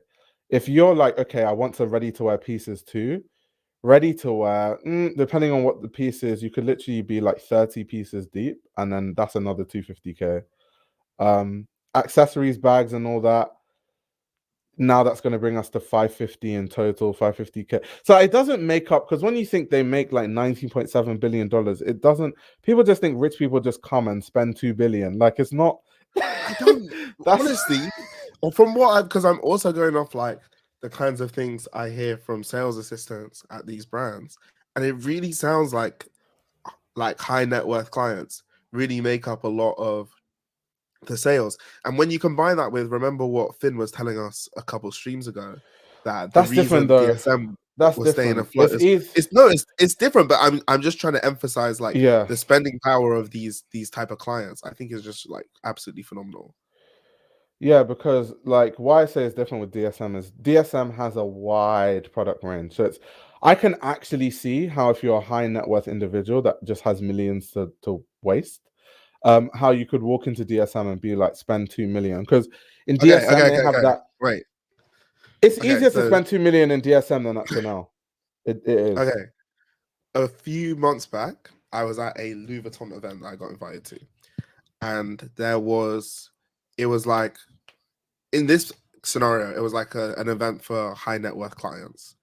And there was a guy I was speaking to. He was probably like in his 40s or his 50s, because he had like a couple kids who were at uni and stuff.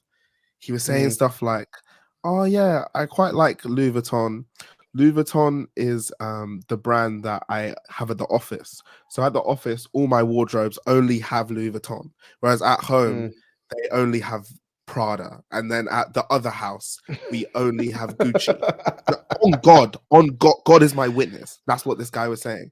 So it's like, if you have clients like that are saying, oh yeah, that's what they fill their office with, just Louis Vuitton everywhere. It's actually really believable to me that like that's what these people just have unlimited money in the grand scheme of clothes. Because realistically, no, they account for a lot. I agree with you. They account for a lot, but I don't think it's that high a percentage, right? Because what makes these brands money, as we know, is like things that most people can kind of attain. So like the bags, Chanel bags are really expensive, but people go into credit card debt for that. Like people that can't afford that, especially in the US, where they have that.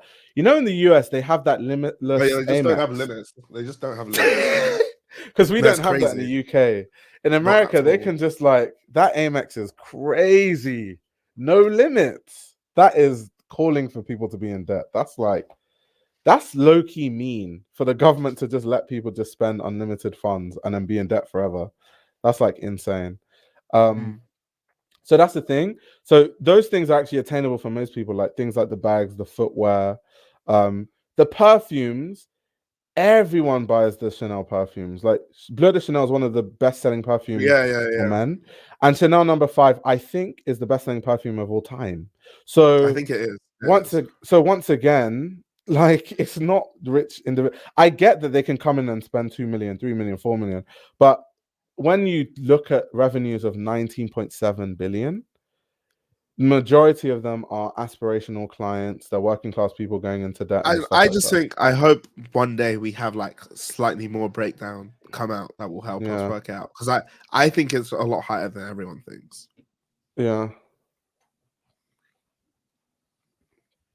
Yeah, I know, but what I will say is that I know that some clients are insane, kind of like what you said. Because I'm also thinking. You said they were spending like what was it, like 2 million a month? It was something insane. It was like because also don't forget that like these brands, the kind of stuff that we don't even see when we go to the store, Chanel for example, and Hermes, they have like exotic leathers that they sell and things like that. By the time you've bought an exotic leather Chanel flap, you've dropped like 150K, 200K, 300K on that one bag. Mm. Like, and a client like that obviously has like 10 Chanel flaps, 20, 30 Chanel flaps. But I don't know. We'll see one day, I guess. Maybe like these Well, yeah, stats will it's come because out. it's also like it's an aspiration thing, right? It's like because Birkins have become a bit common, which is insane for that to even come out of my mouth. But a lot of like high net worth individuals now are doing like what you're saying. Like we're gonna get the crocodile leather bag that cost like 100K to make because everyone has the Birkin. So we're gonna do this. Like they're always trying to up the cost to kind of show that okay, yeah, but I've got the exotic thing though. And if it's not Chanel, does Hermes do it? I feel like Hermes still does it. Some brands, oh, also some brands lie about this. I'm just throwing that out there too. The whole like, oh, we don't do blah blah blah blah. I know for a fact I'm not gonna put them on blast, but I know a brand that publicly says they don't do it, and I've gone there and seen it with my own eyes. So some brands Yeah, just but lie. that's because obviously they'll say publicly that they don't. But if you're a high net worth client that comes Yeah, yeah, in, they're gonna do yeah, it. yeah, Let's not act like any of these brands are moral. yeah, um, exactly.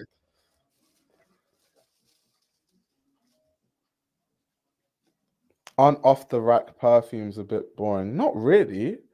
Depends on where you get your So we're What's gonna off make the this rack perfumes? Fill me in. a perfume stream. I don't know what off the rack perfume means because kind of every perfume is off the rack unless you make it bespoke. But in terms of like fragrances, almost every single luxury brand now has the commercial line and the exclusive like private blend or private line. Like Dior has Okay. um Dior, for example, sell fragrances like Miss Dior and fragrances like those are the more commercial or like Dior Sauvage and all that stuff. And that all smells very commercial and it's not unique and it's not interesting. And then they have Dior Privé, which is like, more interesting lines made with like more natural ingredients. A lot of the fragrances in their private line has more character. Same thing with Chanel. Chanel sells things like Bleu de Chanel, and then they have a exclusives line where they sell way more interesting fragrances. So I think it just depends what you're looking at, to be honest. Um, I'm gonna make one more kind of discussion point, and then I'm gonna go eat. But let's say that majority of these brands are pulling in most of their revenue from like these aspirational clients. As these Hmm. brands continue to raise prices, do you think like are they gonna price out aspirational clients, or do you think customers just get even more aspirational? I do think that and someone I think alluded to it in the chat. So there was one time when I met the CEO of Fred Perry, right? And I was asking him just about business because I'm like, okay, I finally met a CEO of like a big fashion brand. There's things I really want to Yeah, know. yeah, So I was asking yeah. him, like, how do you know when is the right time to like increase prices, what like customer things? And he was like, Io, to be honest, we have all the data you can imagine. So like when we do things, it's coming from a very informed standpoint. And while it might not work sometimes because nothing is 100%, 9 times out of 10 it will. So I think for Yeah, these price increases, they just have so all the stats and figures that's why Chanel have increased prices and made even more money, right? Because they have the stats to crunch the numbers and see that okay, even if these people can't afford it, if we increase because prices, I the I the deficit. interpret it as they just don't need the aspirational clients as much as they previously Mhm. did. That's how I take it. Like, oh, we actually make more money from the high net worth clients, so we can just keep raising the prices and market to Well, them. obviously, That's if how they I crunch the interpret it. numbers, it's kind of is you just have to crunch the numbers, right? It's like if we have because remember they have people that go into the store and buy stuff.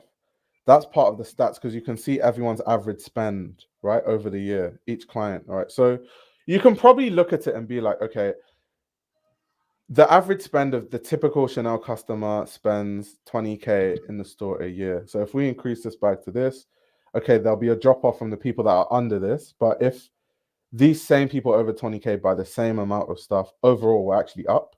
So if you crunch the numbers and it works out that way, it makes sense why they'll still increase the prices. And I think that's what they're doing because once again, these brands are not stupid. They have like whole business teams and analysts and stuff. They're not like little brands. They have like huge, sophisticated teams, right? So for me, my guess would be that they have people crunching the numbers and looking at the stats, like from the CEO at Fred Perry told me. and they can actually like see what would work and what wouldn't, and they know what works and what doesn't. Yeah, the state of it all in like I think 4 or 5 years is going to be really interesting to look at, like who these brands are marketing to, what kind of prices they're trying to be using, all that kind of stuff. But anyway, I'm gonna go eat. I'm gonna sit in the chat. Yeah. Bye, Urbans. Oh, Colin, say bye. Colin, where'd you go? Yeah, I still can't believe this guy bought that Louis Vuitton turtle. This is our stream mascot. Colin, say bye.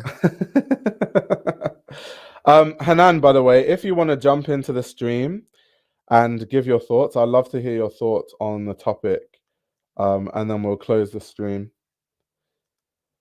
That's why creative directors burn out, being creative and being profitable. Yeah, it's a really difficult thing to try and balance, right? It's really hard to balance being commercial and trying to be creative. There's honestly so much stress. Like, yeah, part of the reason why Marc Jacobs was always so stressed when he was at Louis Vuitton, right?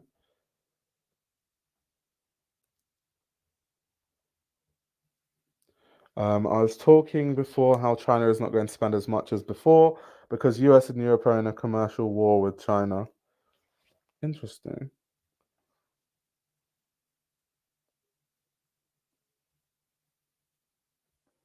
The difference is luxury watch brands can just release a 1 million euro limited edition, while fashion brands struggle to release proper products. Yeah, that's true.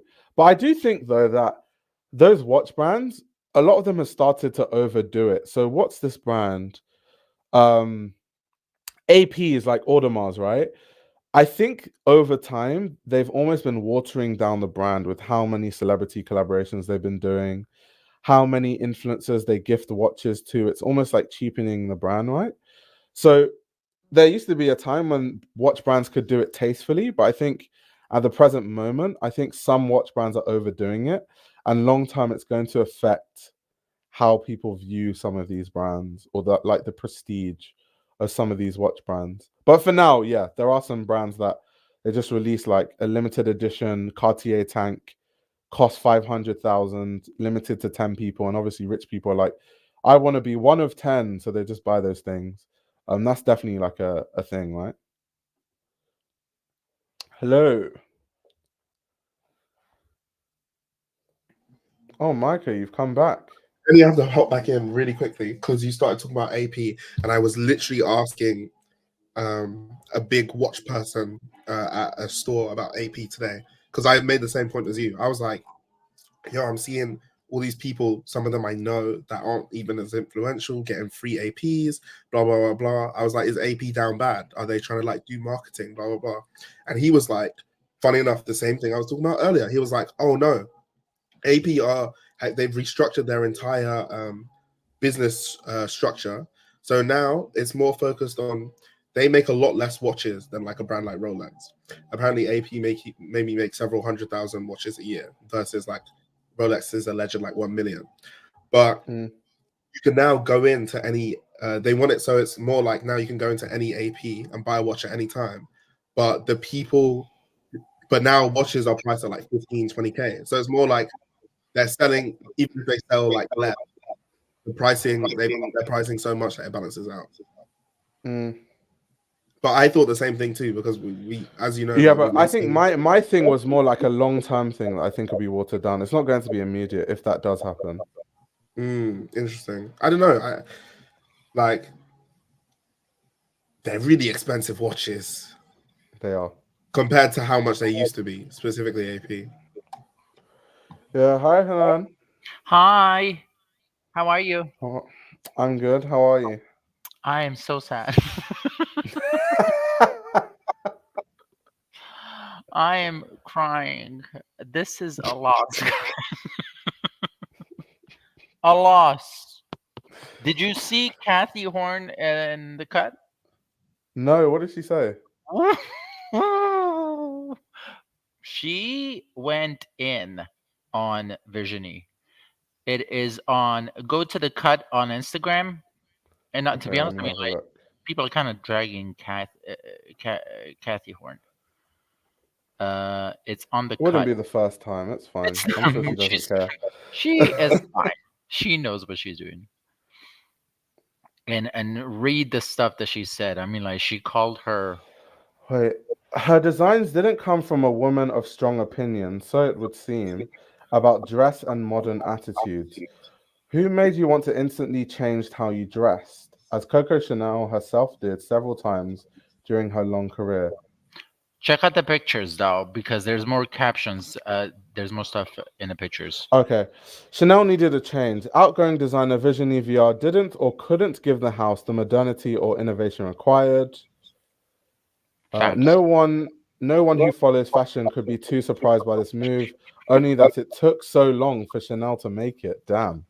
Sis. Um, VR didn't know how to innovate, to push boundaries and buttons, and maybe because it just wasn't in her nature to do that. Damn.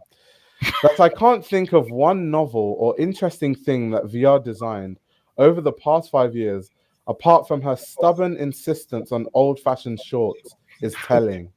Oof. What he's reading is on Instagram on the cut. It was posted what 2-3 hours ago, and this is by Kathy Horn, and she's basically talking about Yeah, I'll put it on the screen so people can read yeah, it with me. they are. Let's see. Money isn't everything. With the House of Chanel status, its extraordinary story, the executives and owners ought to be equally and maybe more concerned with creativity and newness. Damn. People assume Salman would alter the Chanel fit and make it skinny, and they are quite correct, he would. But does it matter really? A lot of Chanel is on the verge of matronly, it's not cool. What I particularly like about Salman is that he can do couture in a youthful way while retaining a gloss of the establishment. I also think Sarah Burton would be amazing at Chanel. She knows how to put together and manage a design team, and she was virtually doing couture at McQueen. It's workrooms turning out clothes for royals and all kinds of celebrities. She has a real feeling for women and women's clothes. Plus, we haven't seen what she can do away from the McQueen aesthetic. That's exciting. Oh, she Yeah, went in. she went in. She went in. Kathy Wow. had nothing but time. She had nothing but time and a pen and a paper. So, sis, yeah, I mean, like, is she wrong? No, she's not wrong. No. She's on point. My question is, sis, where were you all this time? Do you know what the first thing I was going to ask? Why aren't you as critical about Balenciaga? Why are you not this critical when she was? I know that she was not very pleased with Chanel. She wasn't. She was one of the voices, but like not this bad, honestly. Billy, she No, wrote a whole diss track. This is so true. This is so true. no, Kathy went in. Damn, that was crazy. And now people are like coming on for her for the comments in the comment section saying that like that people are saying that she's sounding fat phobic because she says that Chanel is matronly, and I'm like that. Uh, I don't know. I don't know. nah. Does Hanan write these jokes before he hops on the street? I wish they would be better if I did. No, this is crazy, honestly. No, I can't believe. Yeah, Kathy Horan, she needs to take some of that and put it on Balenciaga. She needs to put it in a lot of other people, to be honest. But that's the problem I have with a lot of like journalists that I still respect them, but I think a lot of like the old guard of journalists, I respect them less because I'm starting to realize that they pick Yeah, and choose who they're critical about. They correct. have certain relationships with certain designers that they don't with others. I'll give you an example, like Tim Blanks, love him, big fan, but Mhm. Tim Blanks is really close with the Versace family. Obviously, he's really good friends with Donatella. He's never, ever, ever going to say anything critical about Versace ever. And then on top of it all, he wrote the catwalk books. Yeah, he wrote the book too. So I'm starting to see where their biases lie. So it's I mean, making me be like, when I read their review with certain brands, like a Kathy right. Horn Balenciaga review to me is a waste of space. The Yeah. same way that a Tim Blanks Versace review is not worth reading. But I mean, Unless like, you want to know what the music was and like that sort of No, stuff. when it comes to like Kathy, I mean, I will never forget how she came after. Is it Kate? And she goes like, "Oh, skinny models," and then she goes to Saint Laurent show, and I'm like, where's the talk about skinny models now? What we okay, we don't keep the same energy. Got it, good. How is matronly fat phobic? I asked the same question. Yeah, I don't know. I don't Honestly, know. people I are thought matronly just means like when something is more like more, old, more like for mature. old, yeah, Exactly. for older people, more mature. Like, what does that have to do with weight? By the way, can we just appreciate the like this lighting for me is giving today? Like usually my lighting looked like Dracula.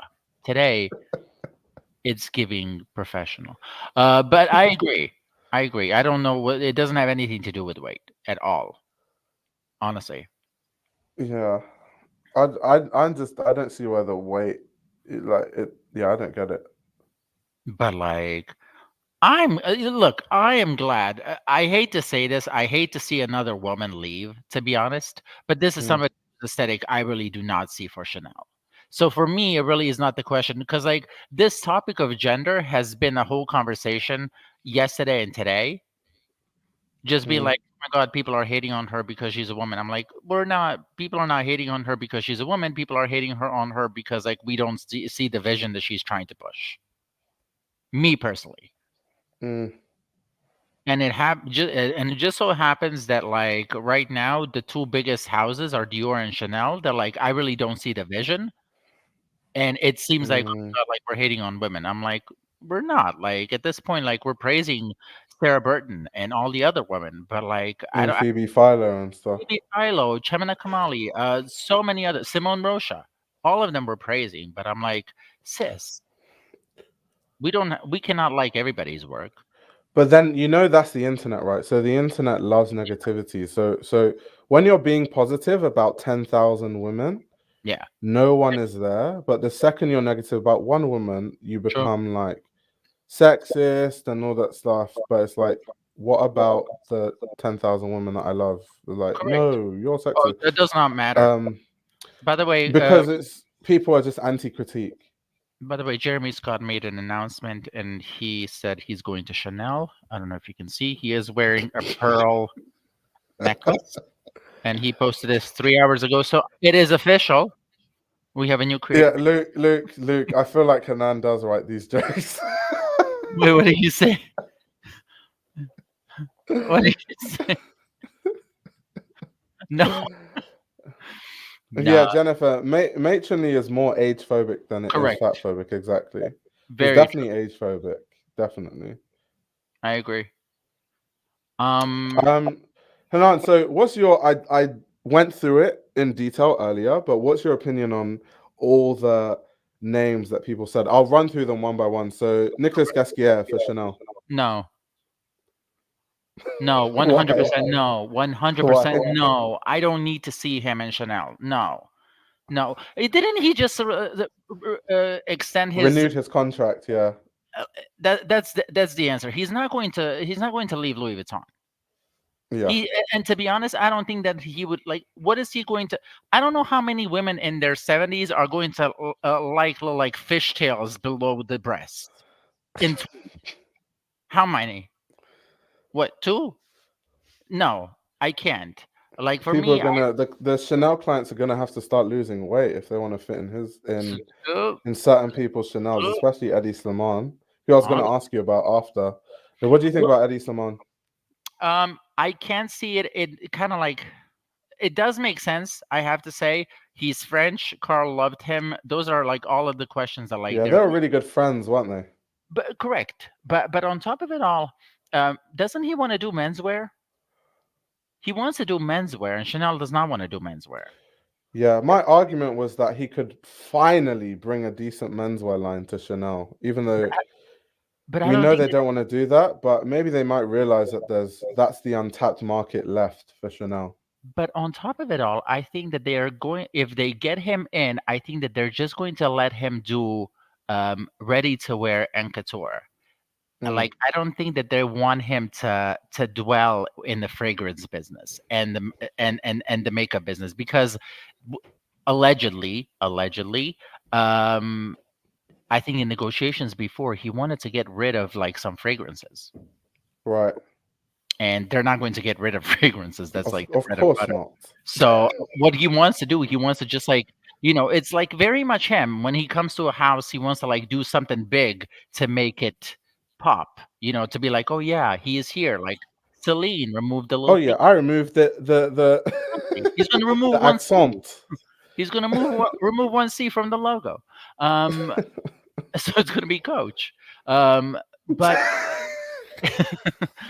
but I'm personally not he's my second choice for Chanel, Right.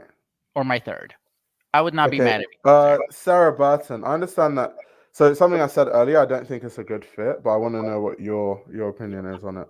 I think it's not a bad fit, to be honest. I mean, like we've seen her be in McQueen, and she has the experience, and she can sell very well. So I Hmm. think that like, and plus on top of it all, it's a woman. Yes, she's British, but it's fine. No hate for British people, but I How think, dare you?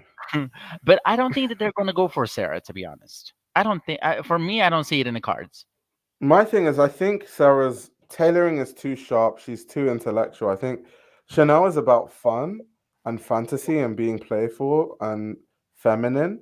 And Yeah, I think Sarah Burton is more like it's too intelligent, it's too sharp. Like yeah, Sarah Burton makes dresses for Kate Middleton.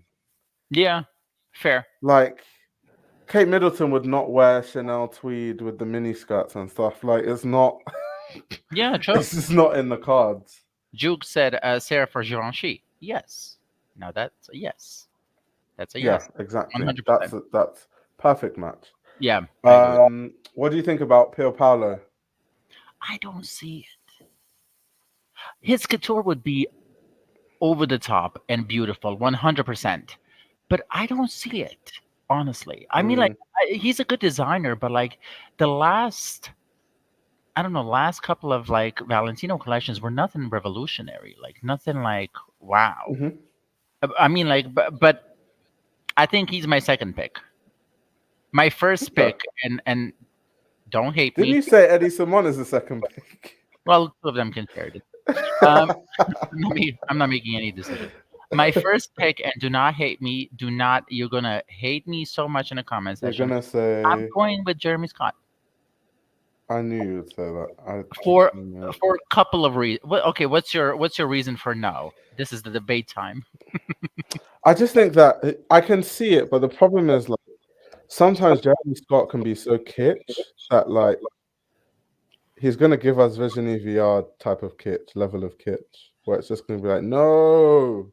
But Like for me, Jeremy Scott is really hit and miss. so to that point, we know him for being kitsch in Moschino, where everything is playful and campy. Mm. I think that people base their, oh, he's too kitsch and he's taking everything as a joke because Moschino requested that. The brand of Moschino is very much Yeah, joke yeah, of course. fashion. So I think honestly, and like some of the collections that he did, like he did great stuff with Tweed. Plus, on top of it all, Yeah. out of all the designers that we mentioned, Jeremy Scott, in my opinion, is the only one that can revive Chanel 90s in a fun and a young way. Like if you're going to for ready to wear, even when you Are you look, sure? yeah, 100%. He's not gonna put wings on Chanel pumps. No, No, I'm I don't think. joking. I I'm don't think so. I don't think that he. I think he's very smart when it comes to designing. And then on top of it all, if there's one thing that Scott loves, Scott, that sounded fierce. Jeremy Scott loves, that's the theatrics, and yeah. that's what Virginie Viard has been lacking. There was no theatrics. Yeah. So I'm thinking when I take all of that combined, no, he's not going to make bags that look like cupcakes because it's Chanel. He is going to reference Karl. So I'm like, but then on top of it all, I was watching what's his name on TikTok. It's not that serious. It's fashion. Do you know him? What's his name? I don't think I know. Benjamin, I think. Yeah, I think his name is you know him, the long hair guy. My God, he reviews shows on TikTok. Okay, Oh, I think I so, know who you're talking about so now. much about your I just support. remembered. So Yeah. much, so much about your support towards other creators. Love that for you. So, Not everyone knows I'm not that active on I'm kidding. TikTok, I'm so kidding. I'm kidding. He did make a fair point. He goes like, "Can we get over Carl?" He goes like, "Can we see Chanel in a completely different way?" And I'm like, you know what? That's actually a very fair point. I do think that. So I'm like, you know what? I'm going with Jeremy Scott, me personally, or somebody completely new. do you know what it is though? I think Chanel is unlike any other brand where at Chanel you've only had Coco and Carl. So it's Yeah, like, and exactly. then before Virginie, so it's like it's not like because when Phoebe Philo left Celine and people are like, oh my god, like Eddie Simon has destroyed it. At least it's a bit different where there have been quite a few creative directors before Phoebe, so there's like different eras. Whereas Chanel, it's a bit hard not to forget about Carl when it's either you support a Nazi or it's like the Fair. Nazi or Carl or Virginie is like you're gonna pick Carl probably. Yeah, but on top of it all, like when you think of Chanel today, you don't think of like Coco Chanel Chanel. You think of Carl Chanel. Yeah, you do. You do. So I think that like it's gonna sound super disrespectful to her, but she was a Nazi, so f her. I don't care about I care about like this what she said, like the black and white pearls, like the codes that she put, you know. Mm, And Carl interpreted that very well. But I think of Carl Chanel when I think about Chanel. So, mm. and as far as Galliano goes, um, I don't think that that's gonna happen. To be honest, I mean, like Yeah, that's that. kind of what I thought as well. That's a recipe for disaster. Just think what he's known for in the fashion industry And the and current climate, climate, Coco Chanel's history, and John Galliano's mm-mm. history. Like you're writing, you're if you want to fail, go for it. And also someone rightfully mentioned that the Wertheimers are Jews. Yes, they are. So yeah, no. Yeah, they're not gonna. Yeah, I don't No. think that they're gonna go for. They're like, let's do a guy who's anti-Semitic. Yeah, let's bring it. No, that's not, it doesn't work like it doesn't work like that. It doesn't work like that. But overall, I'm going with Scott. But but you know what? I don't think that they're going to announce it anytime soon. Well, They're not. because first of all, the next couture show is going to be designed by the team, Same and here. they don't want news that's going to take away from that show. Because Yeah, if you announce someone now, then people are just waiting for that creative director, and people won't even care about the show. they're not. I'm telling you, like they're gonna pull like Louis Vuitton menswear. Just be like, give it time. The design team can do its own thing. Like they're still gonna make money at Chanel. So I think that they're going to take their time. Mm. I just want after this stream, I want everybody to stop talking about it because my DMs are all about what do you think about Galliano in Chanel? And I'm like, sister, sis. But It's like I don't want to talk about Galliano at Chanel. at this point, but I don't know. It's gonna be interesting to see what happens. I hope it's somebody good at least. Honestly. Mm. Don't put somebody from in-house. It didn't work first time. I don't think it's gonna work second time. And you're tormenting people with these shows? Like, what kind of a psychopath are you? Like, this is what we're trying to forget, Io. This is the reason why she's still not there. Did someone say I'm echoing? Am I? I don't hear you echoing. I can't hear it. Strange. Martine Rose for Chanel. I think she's too young for it still, to be honest. I'm trying to think. What other names? Jacques Mus. Who said that? I saw someone post a picture and they said like Jacques Mus for I'm like now you're just being like making shit up. I was just like, he's good at marketing. He's great at marketing, 100%. Great at marketing, but he's not a. I don't think that like. I don't think. Design wise, nope. I don't think so. Rodarte sisters. I don't think I'm Nah, gonna vote for it. nah. Jack Check. Louis for Chanel is just delusion. No I should not, proper urban said it. I should not say that. I'm like going to his show in like 2 days. I'm like I should not laugh Oh at my that. god. Oh, Hanan, did I tell you funniest thing? I got invited to the Gucci show, the menswear show. I did also. Are you gonna go? I was, yeah, I'm probably gonna go. I was like, I they don't know. must not watch my live streams. Yeah, I don't think I'm gonna go. I don't know if I'm gonna go. I might say no. Why? Nah, I'll tell you. You can tell me off Yeah, screen. yeah. Biden for Chanel. We don't. I don't need him to take. He cannot even take care of America, let alone Chanel. Look at me like I'm hating Trump and Biden at the same time. Love that for me. Yes, is they're gonna jump me at the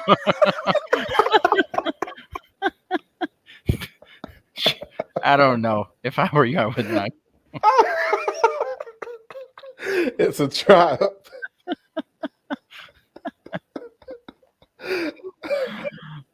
No, you know what? I'll be honest. His menswear shows are a lot better than his women's wear shows. They are. Honestly, so I think like it's gonna be. I'm probably gonna go also, but I'm not very happy about it to be honest. These comments are killing me. Sakai for Chanel, Sakai for Burberry. Someone Please. said Sakai for Chanel earlier, and I was like, probably not. Oh no, Sakai for Burberry. That woman can. She can Because redo she's it. more like military influenced and all that sort of stuff. That would work at Burberry. I'm telling you, she would eat at Burberry. You want trench coat? You want your coat to be revived? Give it to her. Give it to her. Doja Cat and Garam for Chanel. Well, he is waiting for the call. Gonna put her in a towel that falls off mid walk. Made out of tweed. Made out of tweed. Tweed towels for everyone. Let's just put Ludovic there while we're at it. You were invited for the McQueen show. Both me and Aya went. Yeah, we both went. It was beautiful. That's one way to put it. I mean, soundtrack was great. Really loved the soundtrack. It's like I'm drawing the line at the soundtrack. Garam more likely to go to Supreme. Does Vetements sell? I don't know. There's no way that brand still sells. I Not swear. with that stuff that Garam releases. Dude, That guy is a joker. he literally has he has a shirt that says "We're not selling," and then he's gonna put it on the runway, and I'm like, okay, gotcha. I've personally never been to a Kiko show ever, so no Same. would be my answer. Same here. Wait, was Karl a Nazi? I can't remember what it was about that. Like, was he confirmed to be like have like Nazi views or something? There was something about that, but I haven't really properly looked into it. I don't think that it was Nazi. He was It very was just he was Islamophobic. problematic. Yeah, he was Islamophobic. He was And he was sexist. he was Sexist at anti-refugees. times. He he was very anti-refugees. But he was It was very also okay. That's when you talk about the fatphobic thing. He definitely said some things that can be considered Oh, yeah. like fatphobic. oh yeah, even to Adele and stuff. Yeah, like no reason, just saying Adele's fat, like no, just out of nowhere. Yeah. So And yeah, people. Once you mentioned okay. someone- Yeah, someone said he said some shit about seeing refugees in Germany. Yeah, when he did have like really harsh stance on refugees. Mm. Olivier for Chanel. I could see that. I don't think that they're going to hire him, to be honest. Damn, Richard says, okay, your average Frenchman then. Damn. Yeah, Carl was many things, to be fair. Yeah. That's why they Carl didn't. was many That's things. why they didn't want the Galliano retrospective at the Met because they got so much backlash because of Carl. You They know, did. They kept it under wraps really well, though. well, I mean, what are they gonna say? What are they gonna say? Like there was no big story that came out about the Met Gala's about Carl, but here's the real Carl. There was no like big story that went viral along those lines. I thought that would happen. It was on social media though. Honestly, Mm, a lot of people like on TikTok, a lot of them spoke about it. mm. Honestly, they did. But you're not on TikTok, so like you're okay. Yeah, Journal, I'm not. Sorry. journalism, journalism technique. Sorry. Following. I hate that. I hate this dress with so much. Oof. I'm trying to think Matronly. who else. Some people said Stefano Pilati. What do you think? Is he designing anymore? I don't think. I don't. Yeah, I like. Random Identities. I, I like Stefano Pilati. I don't think that he has anything new to bring to Chanel. To be honest, Mm. I like him. I think his Saint Laurent years were great, but I don't know. Who else haven't we mentioned? Some people, I think they're just trying to be funny. They said Alessandro Michele, but it's like he literally just went to Valentino. Yeah, Um, like I understand we put his name for it before he went to Valentino, but it's not really relevant now anymore. yeah. I mean, like, would he be great in Chanel? I think he would be very Mm, interesting choice. But he's fine in Valentino. Just watch Valentino bloom now. Valentino's gonna like yeah. 100%. Uh, some people said Hyder Ackerman. Ah, yes. But he's at at the other couture house right now. No, he's at Canada Goose. Exactly. The couture house. I was like, damn, Yeah, he's at the couture house. making couture puffer jackets. Correct.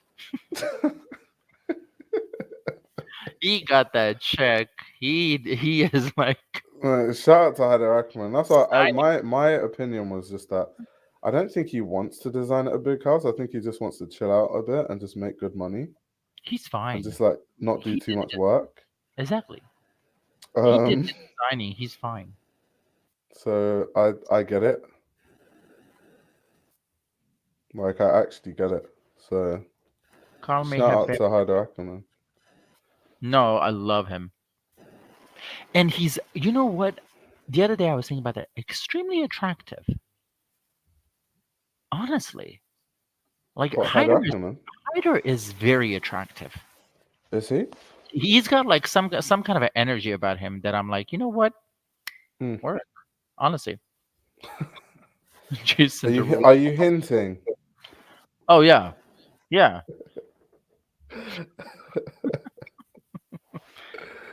Yeah, There's he's something you handsome. want to tell us, Hanan? Okay, let's turn this chat. I'm gonna ask people in the chat: is Hyder Ackerman handsome? Because I'm voting yes.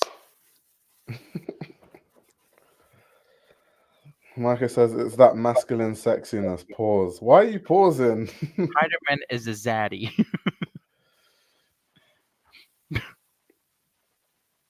He's very handsome. He's got like something about him. He's very hot. In Brazil, we have a word for that hot man. Pilar said, Pilar says no. It's like nope, "Pilar, nope. Duke says Juice, nope. how can you be so homophobic during Pride Month?" They're like nope. Sexy? No. Luke says nope. Unbelievable. Thank you, Lanfari. Culture, thank you. That's so funny. Thank you, Kimani. Juke said, Oh, I'm gay. Duke says I'm gay, but no. Oh, wow. Wow. Going against your own kind, Luke. You're going against your own kind. Venan said, he decent. Okay, we'll take that as a yes. Who else do we? Did I say Marc Jacobs? What do you think of Marc Jacobs? Actually, no. No. I like Mark, but I don't think that's the right fit. People said Tom Ford, and my response was that the man is happily retired. Let the man rest. Like, I swear to God, if somebody says Kim Jones, I'm gonna be like, why do we want to make him even busier? People that retired for a reason. They don't need Chanel. They don't need Dior. They don't need anybody. They retired because they're fed up with it. like Honestly, Tom Ford is probably in the Maldives right now. Like, let the he man is. live. He is enjoying. He's enjoying his life. He deserved it. So That man has somebody, been working non-stop for decades. somebody's gonna be like, I completely agree with Hanan. What about Elbaz? Drees also retired. Yeah, Drees does not Drees want to is do anything. Drees is getting ready to set off into the sunset. Exactly. He's Drees just is. he's just completing the handover, and then he'll be gone. Oh, this is his last collection. Yeah, that's why I said he's completing the handover. Yeah, true. Do you guys think Ye could ever make a comeback in Chanel? Yes. Yeah, Considering the history of the brand, if there's one brand that Kanye West could make a comeback, that is one. it would be Chanel. Yeah, his partner Yeah. Tom Ford's partner passed away. That was part of the reason why why. Tom Ford started to get a bit jaded with the fashion. Because I think Tom Ford said something along the lines of like he felt like he spent too much time working and not enough time Yeah, spending time with people that he loves, which is fair enough. So true. That's very true. Wait, no, this is caution. Dries has already announced the creative director, right? No, they didn't. Have they not? No, But anyway, he said he was quitting. Anyway, he did announce that he was quitting. But that was he quite a while ago now. correct. He announced that he's quitting, and he said that I think they're going to announce it not the last season. I think that there's going to be kind of like a transition type of a thing. Mm. Jean-Paul Gaultier for Chanel, man retired. Yeah, Jean-Paul Gaultier is literally retired to the point where He's there's guest designers at his couture house. Like he's watching other people design for him. Trust me, he does not want literally, to. he Does clearly not. does want to do it himself. Yes, I saw the Olivier's documentary. Is it the old one they're talking about? Wonder Boy, I think that's Yeah, the that's name. quite old. Yeah, Wonder Boy. Yeah. I And thought when that I was the watched new that one. documentary, go watch his Fall 2020, which show for Balmain, because that was inspired by his parents. And then when you look at the collection, that is probably one of his best ones, to be honest, especially when you know the backstory. He's I'm sick of the rotating guest bullshit. Just hire someone and get it over with. but that's funny. He did not come up with this now. You know that, right? So he back in the 80s, that's what I read from Alexander Fury. Back in the 80s, he wanted to do the same thing. I think Mm, at Patou or something like that. mm. And they did not allow him. So like back in the day, he also wanted to do that. Yeah, I don't know. I kind of like the guest designer thing I because like it gives designers that have never designed couture before a chance to actually do it. Um, and then it's good because if any of those designers end up becoming creative directors, now they have couture experience. yeah, I like it. I getting a little bit tired of it? Yeah, to be honest. I am. Especially when it's designers that I'm like, there's so many good designers out there that I want to see couture. But Yeah, some of them I've been like, why them? thank Not you. mentioning names, but it's been Not like, mentioning why names. that person? There's a couple of names in there that I'm like, huh? Yeah. ¿Por qué? The best one, hands down, is Glenn. But Glenn is like, if not one of the most talented young designers of our time. If Chanel was smart, what up and coming designer would you choose? Oof. Up and coming? I mean, people have been mentioning Sandy Liang. I can see the fit. Um, Mm, Simone Rocha, people mention. I can see the fit again, but I don't know if she would want to design a house like Chanel. She just doesn't give me like Simone Rocha is like very introverted. It seems, I don't know, but it seems that way. She likes but to is keep to Russia herself like and not be in the upcoming? limelight. I I don't think. guess in the mainstream because she's established and she's been around for a long time, but all these, do you reckon these clients that spend 2 million in Chanel, like if you ask them, do you know who Simone Rocha is? I feel like they'll say no. You think so? Hmm. How does somebody stop being upcoming designer? That's a good question because I don't actually think I know the answer. Honestly, at this point, like for me, like Simone Rocha has been designing for what? It's A been, long time. if not even Yeah. like what, minimum 10 years, right? Oh, way more than that. It must be more. So I'm like, if after 10 years, like for example, like for me, like Roxanda is not an upcoming designer. Erdem is Mm. not an upcoming designer. There's a lot of like designers that I'm like, upcoming designer that would be maybe good for Chanel is Robert Woon, Mm. upcoming designer. I don't know.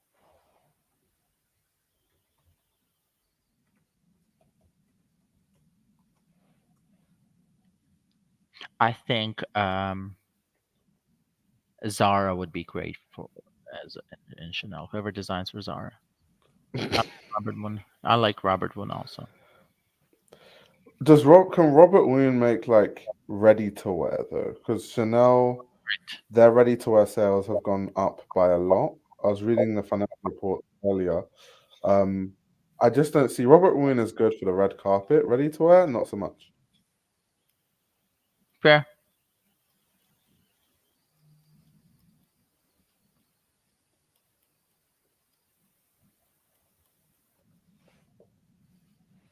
Wait, what if they went the LV route and chose a celeb? What, like Rihanna? Oh Rihanna hell, becomes a creative director. I don't want a celebrity there. Look The at way look you at said hell no kills look at me. me like I'm making decisions. I'm like, no, we're not. Wertheimer's hired Hanan as a consultant, Is confirmed. that, what did you say, Azealia Banks for Chanel? I am down. She's gonna turn the fucking runaway into a ballroom. Is that no? I have I have a feeling like people are so scared of like celebrity designers because of Pharrell, and I'm like, Pharrell is Yeah. like people need to chill. Look at all those happy people on the screen being happy for Virginie leaving. Yes, they're like, leave now, freedom, freedom. They just didn't know that that's what they were doing at the time. They did not know. See, Carl really was ahead of his time. Lindsay Lohan Lindsay for Chanel, Lohan. Oh correct. my word. After she proved herself in Ungaro, I'm sure that she's the right choice. Okay, okay. Comment section. Name one designer that you would never want to see in Chanel. Like your worst pick. Like you would rather sacrifice your life. Luke is gonna say Harris Reed And I'm or gonna. Daniel Roseberry. Oh yeah, Luke has a personal vendetta against both. Yeah.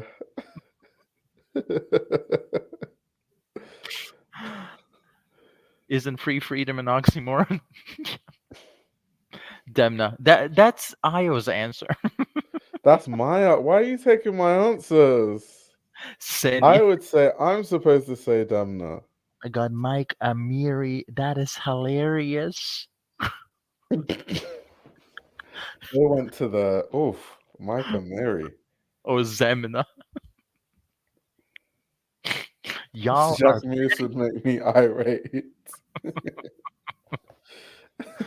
y'all are petty. I love this. The worst by far is Philip Line. That's hilarious. Ludovic. Girl. Oh, Ludovic is just gonna turn Chanel into twink fashion, Yeah, that's true though. and no women want to buy that, especially No not more old ladies. Chanel old ladies. Like they're not gonna buy Ludovic Chanel. No, that's true though. People that have been buying Chanel for 3 decades, they're gonna be like, okay, this is we need to find something else now. This is where I draw the line. How does Philip Plein make money? So a lot of football players wear Philip Plein. So that's his main market. Like in the campaigns, it's normally like athletes. And obviously, there's a whole subsector of like just, I don't know, culture and stuff where people want to dress like their favorite footballer. So that's where Philip Plein, that's Yeah. like his niche. It's more like the athletes, the sports athlete, like football, basketball, American football, those kind of sports. His target market is straight people that watch sports. 100%. Because I think, like, look, we can hate on Philip Plein all we want. Minus me. I watch sports and I'm straight, but Jesus Christ. Fair. Minus one. But I think that, like, we can hate him all he wants, but I think, like, he's trying to sell lifestyle. He is. Yeah. He's not just selling, like, shoes and bags. Wait, you can't believe footballers are buying Philip Plein? Oh my God. Let me just do a quick Google. Yeah, they do. Philip Plein celebrity style or footballer style. D squared. Yeah, they love D squared. I swear to God. Let's see. She Sheree. See, I did footballers, and the first picture that came up was Ronaldo. Literally, the first picture that came up was Cristiano Ronaldo. Let me see if I can show you guys. It's just the football players. Like you have them to blame. Look, Ronaldo. Literally, the first picture, Cristiano Ronaldo. Look, he loves his Philip Plein. Look at him, just Philip Plein on the Philip Plein. And imagine Cristiano Ronaldo, I think, has the most Instagram followers, right? Yeah. So imagine how influential someone like him is, and he's wearing Philip Plein. So now you can see where the market is. If you've got someone that influential wearing a lot of Philip Plein, and there you go. Yeah, see? Exactly what you're saying, Hanan. Fred, Man United player, icon D squared hat, Philip Plein t-shirt. That's how they dress. Who is that? Who is that man? What's his name? Fred? He plays football for Manchester United. Okay, I'll make sure not to follow him because his fashion sis. I mean, most football players cannot dress to save their lives. They all need stylists, but you know, it is what it is. So you watch football and basketball. How did these basketball guys, like, it's like a fashion show watching them? No, basketball players dress way better than football players. It's not even close. But that's crazy. Like, what's the why? I think it's because there's more emphasis on basketball players and how they dress. Like in basketball now, they have like the tunnel watch. So in basketball, you have to walk through the tunnel to get to the locker room to change. Mm-hmm. So now they've turned it into a whole thing where like literally they just look at like people's outfits and take photos and like all that stuff. And like a lot of kind of like what plenty of NBA players have stylists too because of that stuff. And they're easier to brand. That's why at runway shows you see all these basketball players. Like I went to Yogi and I saw like what's his name, Damian Lillard at the show. Damian, no way. Or like what was the other show I went to? And it was like quite niche. I went to Fen Cheng Wang, and I saw a few NBA players. Like I saw what's his name, Cat. His Williams. She skipped my mind. No, not Cat Williams. Cat. He plays for the Timberwolves, guys. His name just skipped my mind. You guys know who Cat is. Come on, Straits. Really tall player. Come on, Straits, in the comment section. We are looking for a cat who is a basketball player. Cats with a K. K-A-T, guys. Yeah, Karl Anthony Towns. Thank you. Yeah, so Karl Anthony Towns was at the Fen Cheng Wang show when I went. By the way, your name, Dear Jesus, Do Something. Hilarious. Hilarious. I love that name. So yeah, I think other sports they can dress. I think you know what it is about football. Football players just have no taste. They just don't. It attracts the most like unfashionable people ever. I love his name. Yeah, baseball players can dress. That's true. That's really, really true.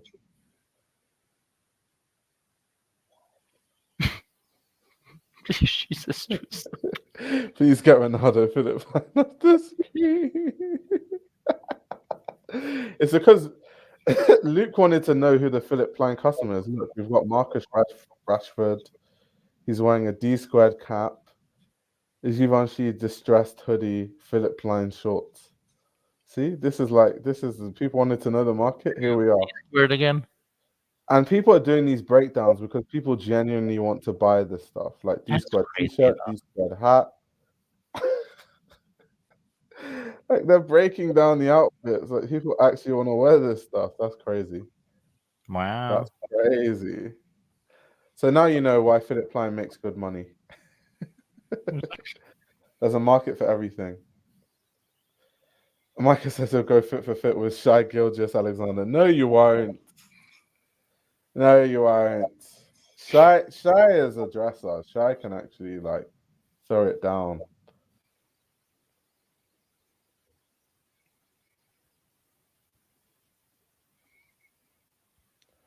Like being a professional athlete in the US now almost requires better fashion taste. Yeah, it seems that way. It seems that way. Yeah, in Europe, the football players, they just I don't They just I just don't get it. Because some of them are working with luxury brands. Like I think Jude Bellingham he signed a deal with Louis Vuitton. Jack Grealish is like an ambassador for Gucci, and he wears the worst Gucci pieces. And I'm like, why did they sign this guy? Like, surely there's a football player that dresses better than. Like, why is this guy your brand ambassador? Like, let me show you guys. This is the brand so many ambassador for Gucci. This is what this guy for wears. Yeah, this is Jack Grealish core. Jesus. Like, this is Jack Grealish core. This is the brand ambassador. Wow. He dresses like a fuckboy who goes to Ibiza every summer on holiday. Like, he just dresses like an absolute lad.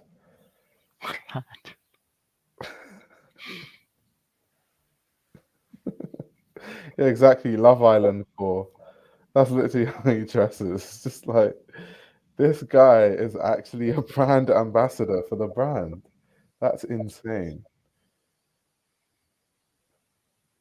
Not too shabby for a football player. Wow, your standards are very low. Those are some low standards. We got, expect more from our football players. They need a stylist. Hey, if any footballer is watching this stream and they want me to do personal shopping for them, I'll do it for a very nice fee. For a fee, I'll put you in some nice clothes. We saw the show, sir. Yeah, I know, but we saw half of it, so let's see the other half. Give us something from Virginie that is fun. No, we're done looking at Virginie collections. Okay, fair. That's a thing of the past. She is past. Hey, someone said Jack Grealish looks like a stereotypical F-boy, like a Miami cocaine kingpin. Luke is obsessed with Jack Grealish. You think he's hot? I think I like Jack Grealish's personality. I think he's a very Wait, Luke has something nice to say about somebody? Hold up. Hold up. Luke is nice? I like his personality. I just think that he just can't dress. See, Luke actually oh my god, Luke says Grealish is fine. The way you read that. Fine.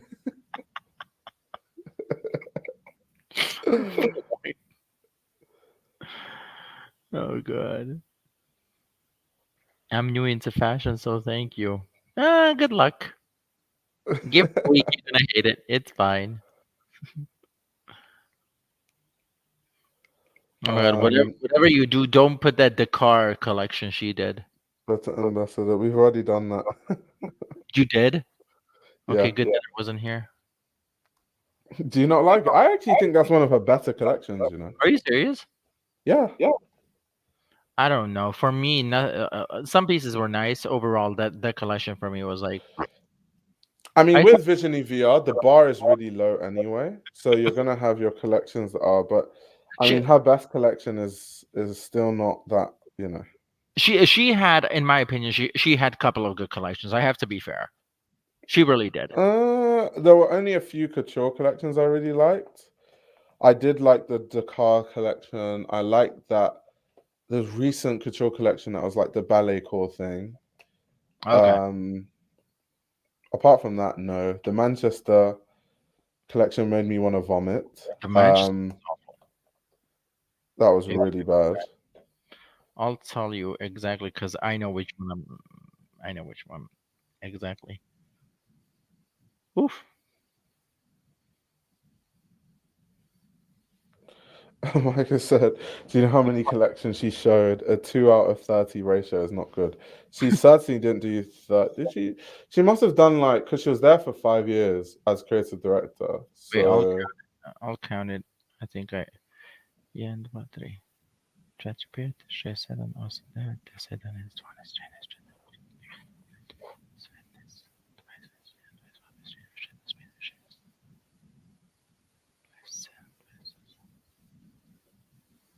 32. whoa, she did a lot. That's like, but like Chanel is like, well, 32. It makes sense. Kind of like what they do, 6 shows per year. Yeah. Yeah, Oh my god, that's a lot. Did you guys already go over why she's being let go? I actually feel like maybe she asked for a higher fee. So my theory about it was there was a report that came out like a year ago where they said that they never intended for her to be there long term, and like the original plan was always to have Nicolas Gasquier go there. This was obviously said before he renewed his contract at LV. Um, so I don't know. Maybe they just decided it was time to go with someone else because it's not. She's not doing anything wrong. They're making more money. They're doing well financially. There's no. They're growing.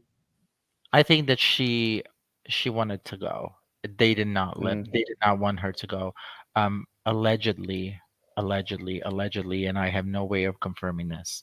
I think that it was something with her health. mm. Okay, That Luke said she left voluntarily. They're a surprise coming from a reliable source. she did. Yeah. Because So there we go. 'Cause, yeah. I think her contract was to sign until 2027. Mm. So who Oh, knows? hopefully I hope she's she fine. finds happiness with whatever Exactly. she does. Exactly. See her take over Dior, and I'm like, damn.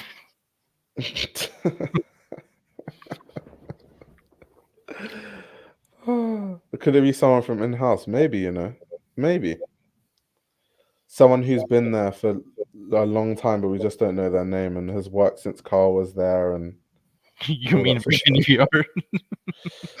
Viard? That's not named Virginie. But to be honest, like I have to be. I don't want to be that girl, but I'm gonna be that girl. Like people are like, oh yeah, she made so much money for them. Meanwhile, allegedly the quality of Chanel bags and everything went down, so they saved Yeah. costs.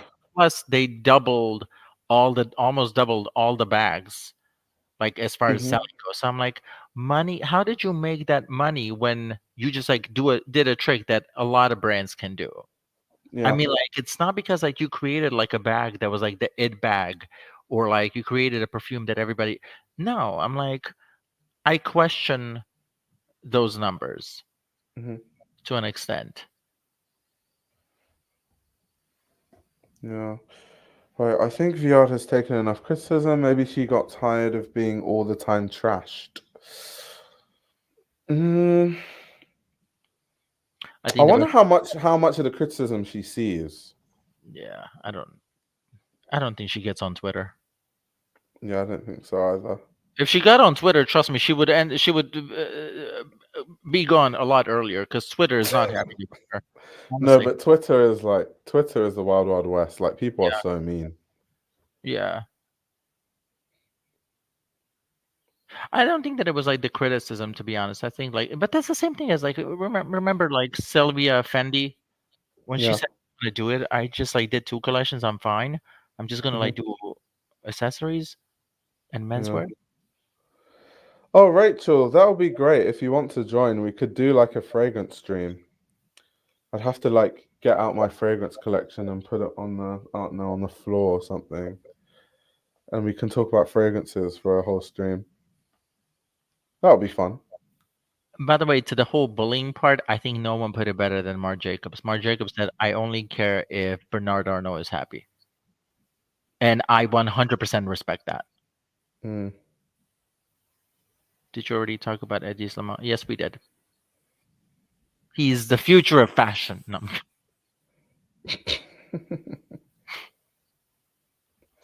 Nah, Mike, my fragrance collection is not as big as it was. I like gave stuff to friends and stuff and like sold some of it because I felt that I was overdoing it.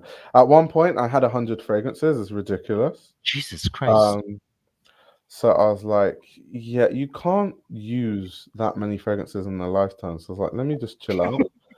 Like, it's because there was a time when I was obsessed with fragrances and I just wanted to get every different kind of smell because I was like, I just need to learn about fragrance notes and stuff. But now I feel like I kind of know everything I need to know. So it's like, why do I still have all this stuff?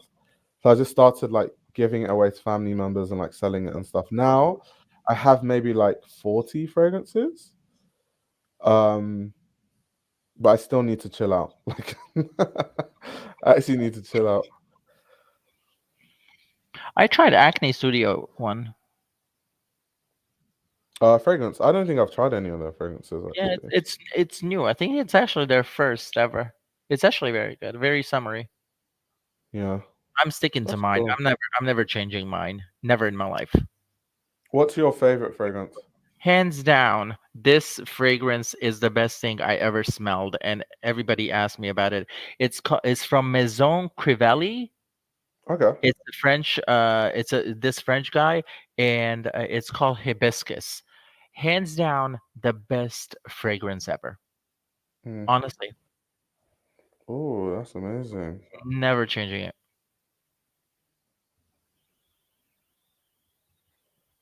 I must get compliments all the time on his son. This is matronly. It's giving fabulous rich aunts. That's funny.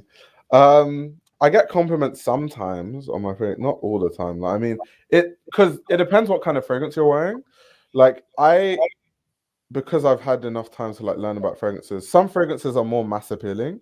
Like there's some fragrances that I wear and I know I'm going to get compliments because they're just that mass appealing. People are going, "Oh my god, you smell nice."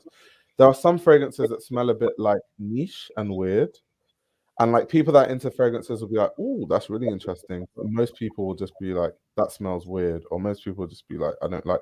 So it depends. But I don't think compliments is like a good indicator because it just depends what people like. Like people like very different things.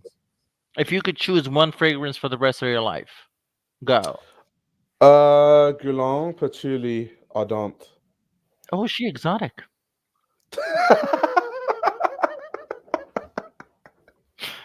That's funny. I No, never I tried love that. that fragrance. It's addictive. It's so addictive. Wait, what's the name of it? Let me Google it. What'd you say? Guerlain, Patchouli, Ardente. Okay, type it in, and I'll post it in the chat. it's your One sec. it's your French, which is flawless. No, my French is a shit show. Yeah, that's what I'm saying. Terrible, Type it. terrible French. But it's really but the problem is one, it's really strong. So there's that, and then so I only really wear it in the winter. I can't wear it in the summer. So if I lived in a hot country, I just wouldn't buy it because it's just more of like, to me at least, a winter scent. I see what I mean. Oh my god. Zoologist fragrances are insane. Like for guys that don't know, they make these fragrances that smell like animals. Um, don't they have a fragrance that's supposed to smell like a dinosaur or something insane like that? Like that's like niche fragrances. Like that's like super niche. Oh, I like Nasomoto. They have like I've tried like Duro. I've tried what's the other one? Black Afghano, is it? The black one. Nasomoto makes some interesting fragrances. So expensive though. So damn expensive.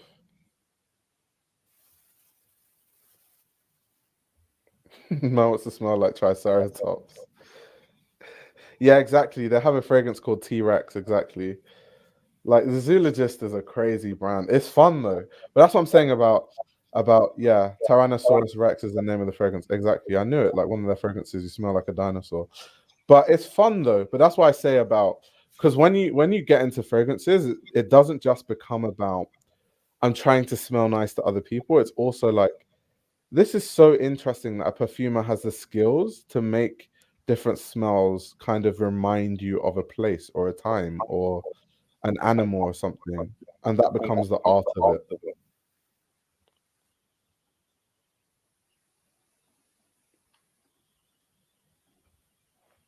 No, I agree. For hibiscus, it's quite niche, very niche, honestly. But I that's the thing that I love about, like, I like anything that's kind of like musky and like vanilla Mm, based. I love stuff like that. I don't know why. mm. Yeah, exactly. They're like alchemists. That's facts.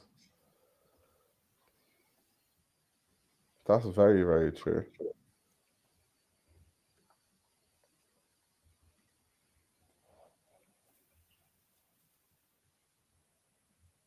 Oh yeah, like Rachel's saying, yeah, Patchouli Adon is 100% cold weather. Like, I would never wear it in the summer. I'd literally kill someone. It's so strong. I'd literally kill someone. Wait, you didn't go to Charles Jeffrey's show? No, I wasn't invited. To be fair, I don't actually think Charles Jeffrey even knows that I exist. To be fair, so I should have requested, but I forgot because I was thinking about other things and it was too late Okay. by the time I thought to do it. But thingy, Understitch went, Oh, no so way. so I'm hoping that Understitch post a really cool video I love about that. Charles Jeffrey. That would be fun to see. She's doing those new videos on Instagram. Yeah, I'm loving it. The I'm like fashion loving them. facts. I told her, I said, I told him, I said, put captions on it. I'm missing captions. I love the way they break it down. It's brilliant. It's everything that I love about like fashion videos. But Yeah, like captions are like, I need captions. Josh Jeffrey. Charles Jeffrey at Chanel.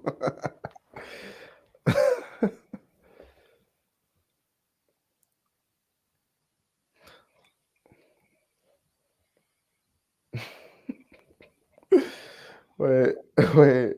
Bois de Monde by Celine will have announced the MILFs from New Jersey hugging you and never letting go. Oh, God. The way some people describe fragrances is funny too.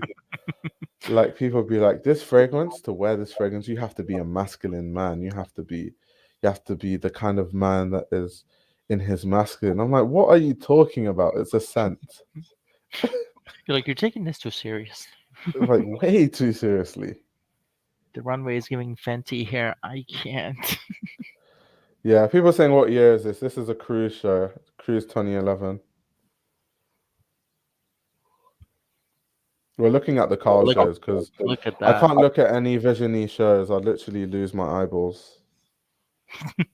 Oh, he becoming shady at midnight. I love that.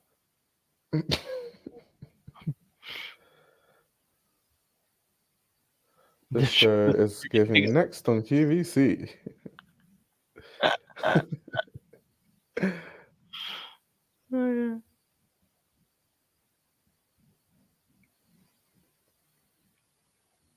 Oh, you guys are good. So I'm going to Sephora.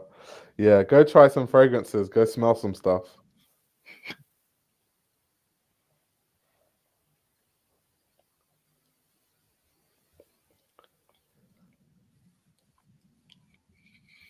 Okay, you know what? It is almost midnight. I didn't sleep in the plane at all. Wait, where are you? I'm in Warsaw, in Poland. Oh, okay. I was like, how is it? You're in Florida. Oh my God. I was like, what? It's Oh, like mid. okay. Oh, So yeah, it is midnight where you are now. That's true. yeah, I did not sleep at all. I had like 30 minutes of sleep, and I powered through. I live in Florida, in Palm Beach Gardens, but currently I'm in Poland. Yeah, because when you're like midnight, I was like, Dude, I'm like dead what? tired. I'm like, I'm gonna make 2 videos. I'm like, you're not gonna make 2 videos. You're like too ambitious right now. Good luck. Yeah, definitely not happening. I'll wait for another 5 minutes and then dip. Yeah, someone's saying these models, the casting was cool. Just the set though, it just looks so like cool. But I mean, all of the sets did, but it's just like yeah, Virginie, where's the fun? exactly. It was like it was a vision. It was like you know what, I hate to say it because it sounds so cliche when they say, "Oh, he teleported you to another world." He really did teleport us to another world always. Yeah. She teleported us 2 streets down. I like that post-financial crisis heel. Set is lava concentrate. That was a good Versace show, honestly. Oh, Stella. That's true though.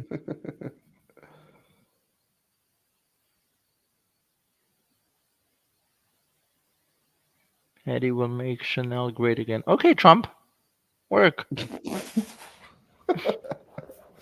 Trump in a jail cell be like, Eddie Slim. Make Chanel great again. I need to get one of those made actually. Like same Oh my colors, god. just make Chanel Oh my god, great again. that's true. Make one out of tweed. I'll wear it to Fashion Week. Yeah. Oh my god, that would slap. Honestly. It actually would. You'll probably end up on like Vogue wearing some shit like that. 100%. 100%. Bye, Rachel. Show it to me, Rachel. Bye, culture. I have to go be an artist, do some artsy things. Urbans, good night. Good night, culture. Good night. We're gonna miss you as a regular in the streams. I love when people are regulars on the stream, honestly. Oh my god, my stream comments are like a community. It's literally the same Honestly. exact people. I love that.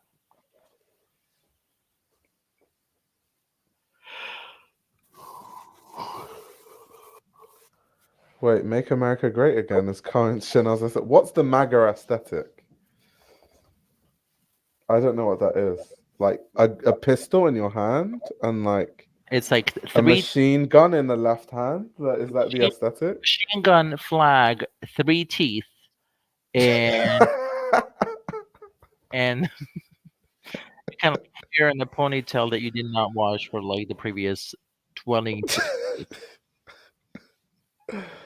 You got like a machine gun with just like bullets tied all around you, Pretty much. wearing camouflage. And a shirt with a picture of Trump that says "Never surrender." Meanwhile, it's a mugshot of him surrendering. That's it.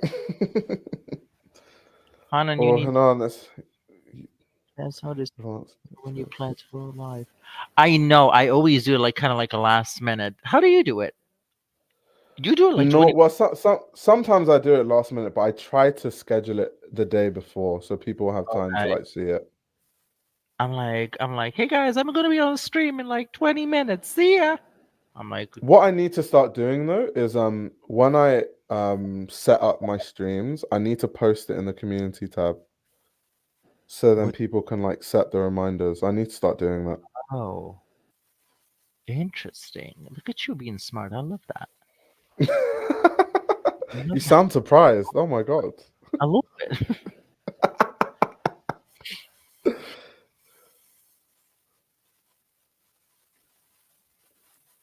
From Why did the size of clothes increase? I mean, 5 to 6 years ago, next was smaller than now. I can hardly find clothes a brand I can afford.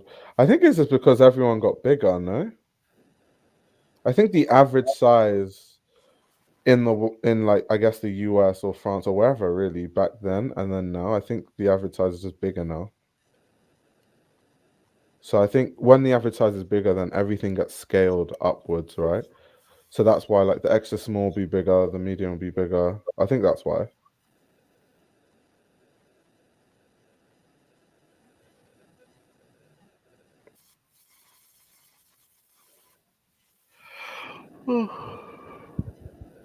Oh, the average woman is taller too. That's true. We are taller, therefore, I guess bigger. There we go. So yeah, that's what I would have thought. I just thought, yeah, people on average like bigger and taller. Yeah, of course, some women didn't go bigger, but brands obviously they have to go with the averages because that's where the money is, right? It's like if you're on either end of the average, it's just unfortunate. If you're really, really small or you're really, really big or like really, really tall, it's just unfortunate. Like me, I'm too tall to wear a lot of brands. It's unfortunate. I can't live my fashion dreams and be stylish. but you're still beautiful though. Oh, thank you. Even if I can't fit into most of the clothes I love. It's fine. That's fine. Nobody's gonna notice. All you do is wear black, so you're fine. Nobody's gonna clock. It's like you only wear black Did I ever anyway. It see you doesn't in matter. color? Have you seen me wear color? I don't think so. Maybe like olive green, like dark olive green, borders black. Pretty much. Um, I It's feel like always I've black worn with you black guys most of wearing the times I've seen you. always. Yeah.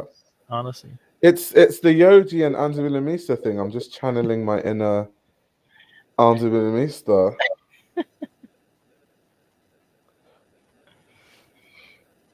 Wait, I'm 5'9" and I'm a woman. I would have been an exhibition at a World Fair 40 years ago. Damn. Okay, this bed looks very tempting. I am going to try it out. Okay, Enjoy.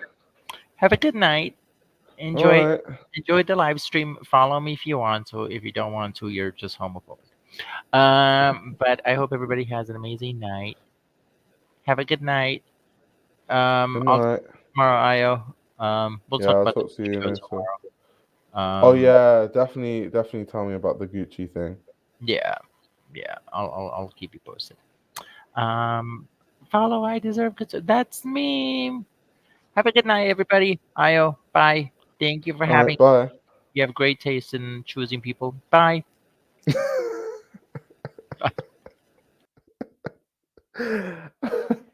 That's so funny. You have great taste in choosing people because you chose me.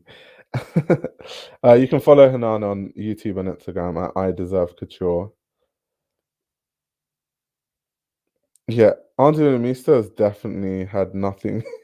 There's no way people are thinking of Angelina Mista for Chanel. It's not a thing. Definitely not. Certainly not. Gucci has fallen. No, it's because I was basically earlier in the stream I said that Chanel invites not Chanel, Gucci invited me to their latest show, their menswear show. Um, so I was like, maybe they don't watch the streams.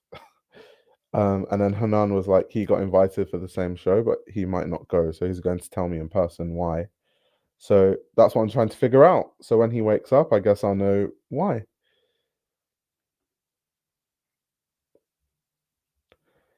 Angelina Mista for Chanel would not be amazing. I do not want Angelina Mista's talent at Chanel. No, they're not going to understand it. Angelina Mista's quite intellectual.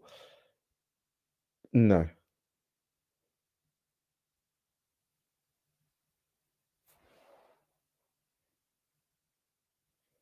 If you're too tall or short or thin or round, it's going to be hard to find clothes unless a brand has a large sample of real measurements from a diverse group of people. Yeah, exactly. That's why, as annoying as it is, I don't fit in most clothes.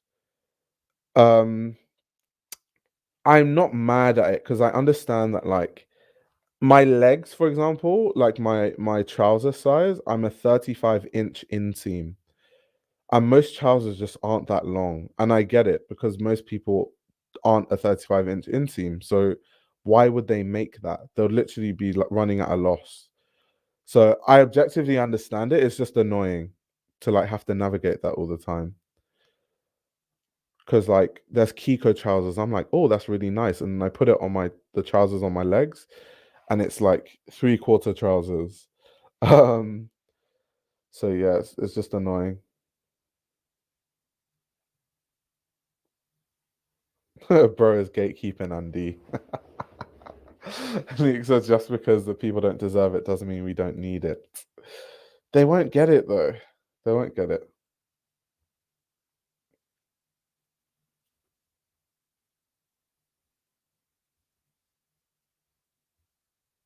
Gucci is not even a brand for me. I've always thought so even before I watched the movie, which confirmed it. Damn.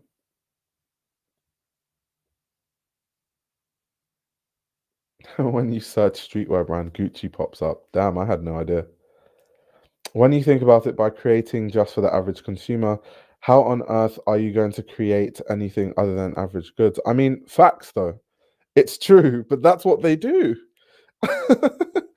That's what they do.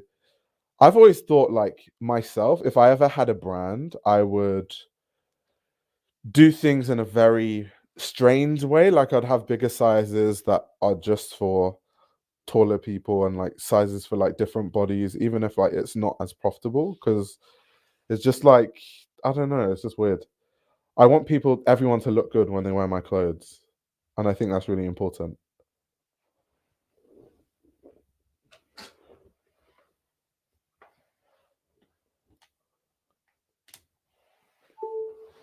Why do Chanel shows have so many looks? Because people want a variety of tweed jackets. They want a black one and a red one and a green one and a blue one.